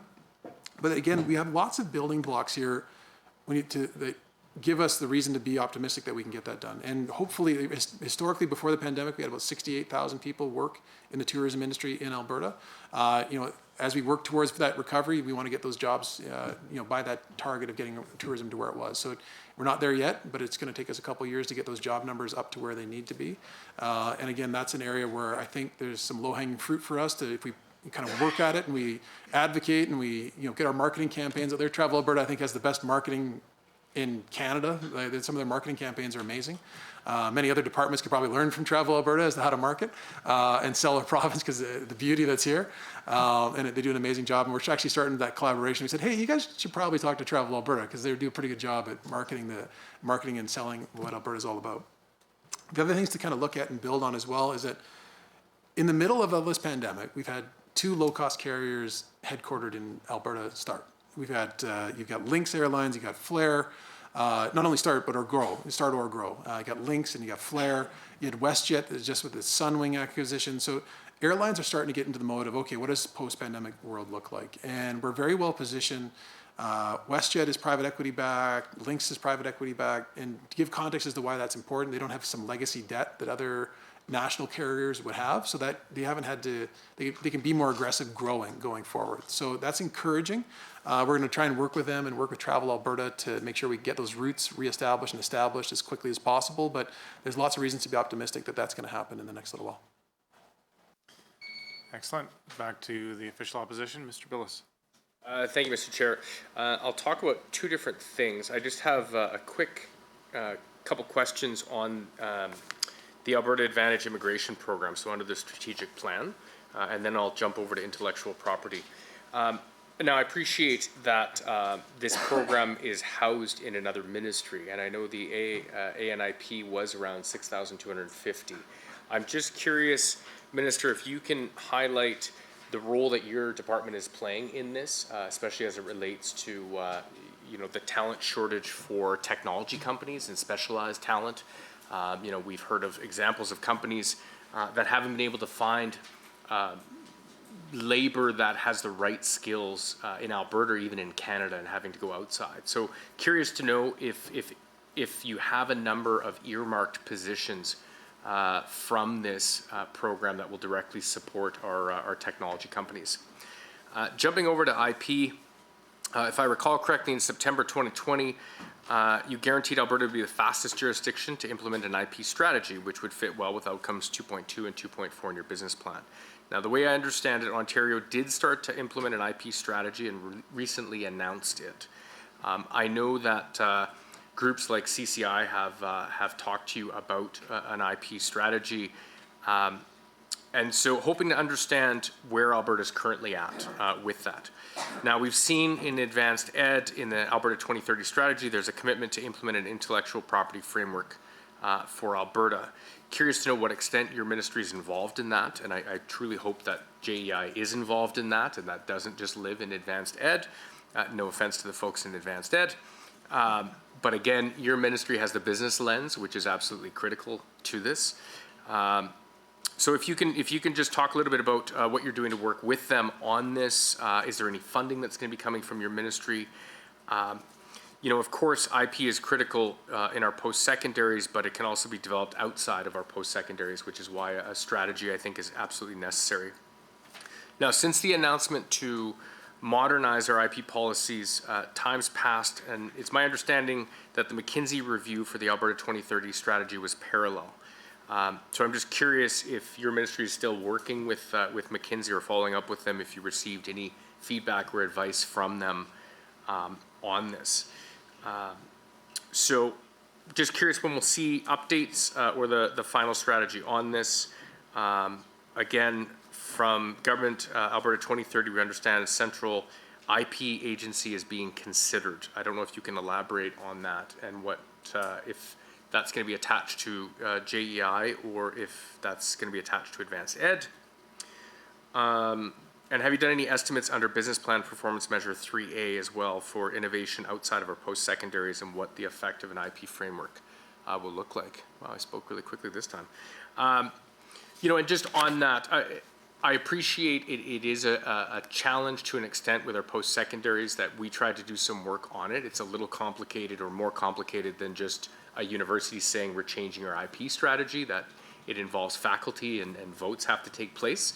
But I do want to iterate for the record that, you know, I think much more can be done to make Alberta more competitive. We look at jurisdictions like Waterloo where their post-secondaries take 0 IP and recognize that, you know, taking a pound of flesh off the front end is a disincentive. I've talked to researchers who have said that that there's no incentive for them to do it while they're attached to our post-secondaries. And this isn't a slight on our post-secondaries, it's that there's room for growth and improvement. And I think, and I've communicated this to past university presidents and current ones, that the benefit will come back tenfold if they don't take it off the front end. We'll see, you know, especially Albertans are extremely generous philanthropists and will make you know, donations and support back to the institutions that support them to get to commercialize their ideas. So really just hoping you can put some context on this and let us know the work that you're doing, because I think you know, getting IP right is critical, and having a strategy moving forward will also send a signal to the world and to researchers that we want you to commercialize here at home. 15 seconds. I don't know what to do with this, Minister. One thing I just want to know, I forgot to answer in the last round that we had, it's 589 FTEs for Alberta Innovates. I missed that in the last one. When it comes to the Alberta Advantage immigration stream that we're setting up, a lot of that is managed through labor. That being said, a lot of that was developed in collaboration. When we looked at our workforce strategy overall for Alberta, that was a lot of that collaboration happened with Advanced Ed, Labor, our department, the Ministry of Finance, as well as we looked at a market analysis, looking at where the gaps were in our workforce, how do we streamline this as in Alberta to make sure that you know, when we have labor force issues, particularly in the as you've identified in the technology and innovation space, that we can help fill and streamline that process as fast as humanly possible. Alberta's allocation is 6,250 overall for the province. But that being said, we're not specifically earmarking a designated amount for this. It's going to be market driven, and as applications come in, the streamlined process is available, and those applications can be processed. So it's on the companies to identify those opportunities and people that, you know, that we want to partner with to bring into Alberta. Again, we looked at that through a kind of a marketing business intelligence lens overall to make sure it's all informed across ministry. Regarding your point around the IP strategy on this one here, and it is right now, it is a part of the 2030 strategy for advanced education. There is funding for this as well, and advanced education is running point to effect because a lot of this is being driven through our post-secondary institutions on IP. I've heard as well similar feedback that you've had from institutions like Waterloo and some leading institutions in the United States that it really does come back to the institution. Philanthropy, you know, companies that spin out that become worth a significant amount. The founders are typically, you know, very inclined to donate back to their communities and build their communities and want to foster the next generation in research and development. So we're working right now with our post-secondary institutions who have committed to fostering that new and revised IP strategy. In collaboration with that, we've also founded a commercial research collaboration across ministry. Us, Advanced Ed, we also have people like Dr. Houghton on there giving us advice for, you know, funding of research. We do have excellent research institutions in Alberta, and I do think that they punch above their weight in many respects. You've got the University of Alberta, University of Calgary in particular, that are number 5 and number 6 nationally when it comes to research dollars coming in. And again, this is an area where, when you look at it from an Alberta lens, I think historically for research dollars, when you go back, and again, I'm talking like decades ago, when I talk about this observation, is that Alberta had it pretty good. We had, you know, we were running surpluses, we're paying off debt as a province, and we didn't really look at how do we align some of our research dollars to get the most out of Ottawa. how do we get the most out of those federal partnerships and leverage the Alberta commitment for research and development? And that's an area that people like Laura Kilcrease at Alberta Innovates in particular over the last couple of years, this commercial focus, the commercial research focus of the team that we have is really looking at how do we position Alberta for success to leverage our dollars that we're committing to make sure that we can attract partnerships with the private sector, partnerships with the federal government to really get the best possible return for taxpayers, but the best possible outcomes as well for the types of research projects that are being funded in Alberta. Kind of last point on this, kind of going back to, you made me reflect on that the press conference where we talked about the IP strategy at the outset in the fall of 2020, and we covered a range of topics that day. But I remember it was it was early on when I took on the job. I think I took it on in August, and that we had that press conference, and the Minister of Service Alberta was there, and the Minister of Advanced Education, and part of the tone as well was that we wanted to instill confidence in the industry that we had their back. The tech sector in particular, I saw that there was a lot of work that our government had to do to make sure that they knew that we had their back, that we wanted them to be successful in Alberta, that we wanted them to grow in Alberta. And some of the message that we sent there was also a signal to outside of the province that Alberta was coming to play, that we want venture capital to come here, we want investment to come here, that diversification is a key part of our long-term strategy. And we could see that the building blocks were there in this space. And we wanted to make sure that they knew that they had a champion in our ministry to help them get to those long-term goals. We had the Innovation Capital Working Group report. We pulled together many of the industry leaders right around that announcement. And it really was part of a broader strategy to instill confidence into the industry that we wanted them to be successful in Alberta. Very much. We go to the government side for the last block of time before the break. Ms. Armstrong-Homnick. Through you, Chair, to the Minister. First of all, I just wanted to, you talk about the ridings and how, we're in competition with each other for who has the best riding in the world and in the province, rather. And I have to say that I think I'm in competition for the first place here. I just wanted to highlight to you, in my particular riding, we have, of course, the Pessinka, the world's largest Easter egg. And just so you know, a little on the side note here is we have about 9,000 visitors a year that come to that. And for a small town, that's very impactful for the economy, and it brings there's a lot of excitement around it. They have a marketplace there and every week, and it's a great attraction for the area. Also, I have the largest kubasah in the province at Mundare. So, that there again is another great attraction. And of course, I have Andrew with the largest mallard duck. I have Fort Saskatchewan with the Fort Precinct out there, the old fort. So my riding is very close to Edmonton, and it's a great getaway for a weekend. So I just had to give a little plug. And it's with the price of gas now, why would you want to go to Banff when you can go to Bearville?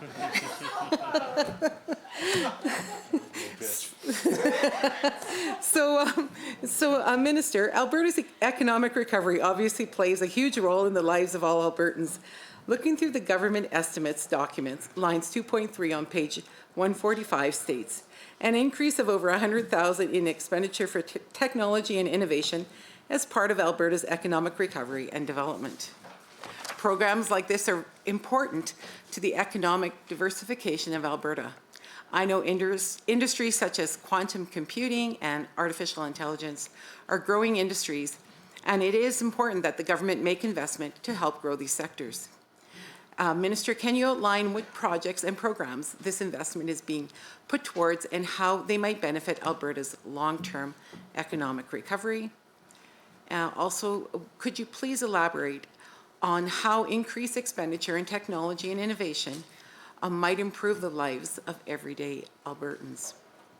What benefits might an expansion of technology and innovation sectors have on Alberta's global economic position? And are you able to talk more about the Alberta Technology and Innovation Strategy that's referenced in Key Objectives 3.1 on page 72 of the business plan? What sort of outcomes would you like to see out of this? Also, I see on page 3 of the capital plan details your ministry has budgeted $1 million to the installation of the pressure reaction tower system at Initech, Alberta. Initech works to help accelerate commercial development in Alberta by providing access to world-class researchers and facilities to help Alberta in its innovation strategies.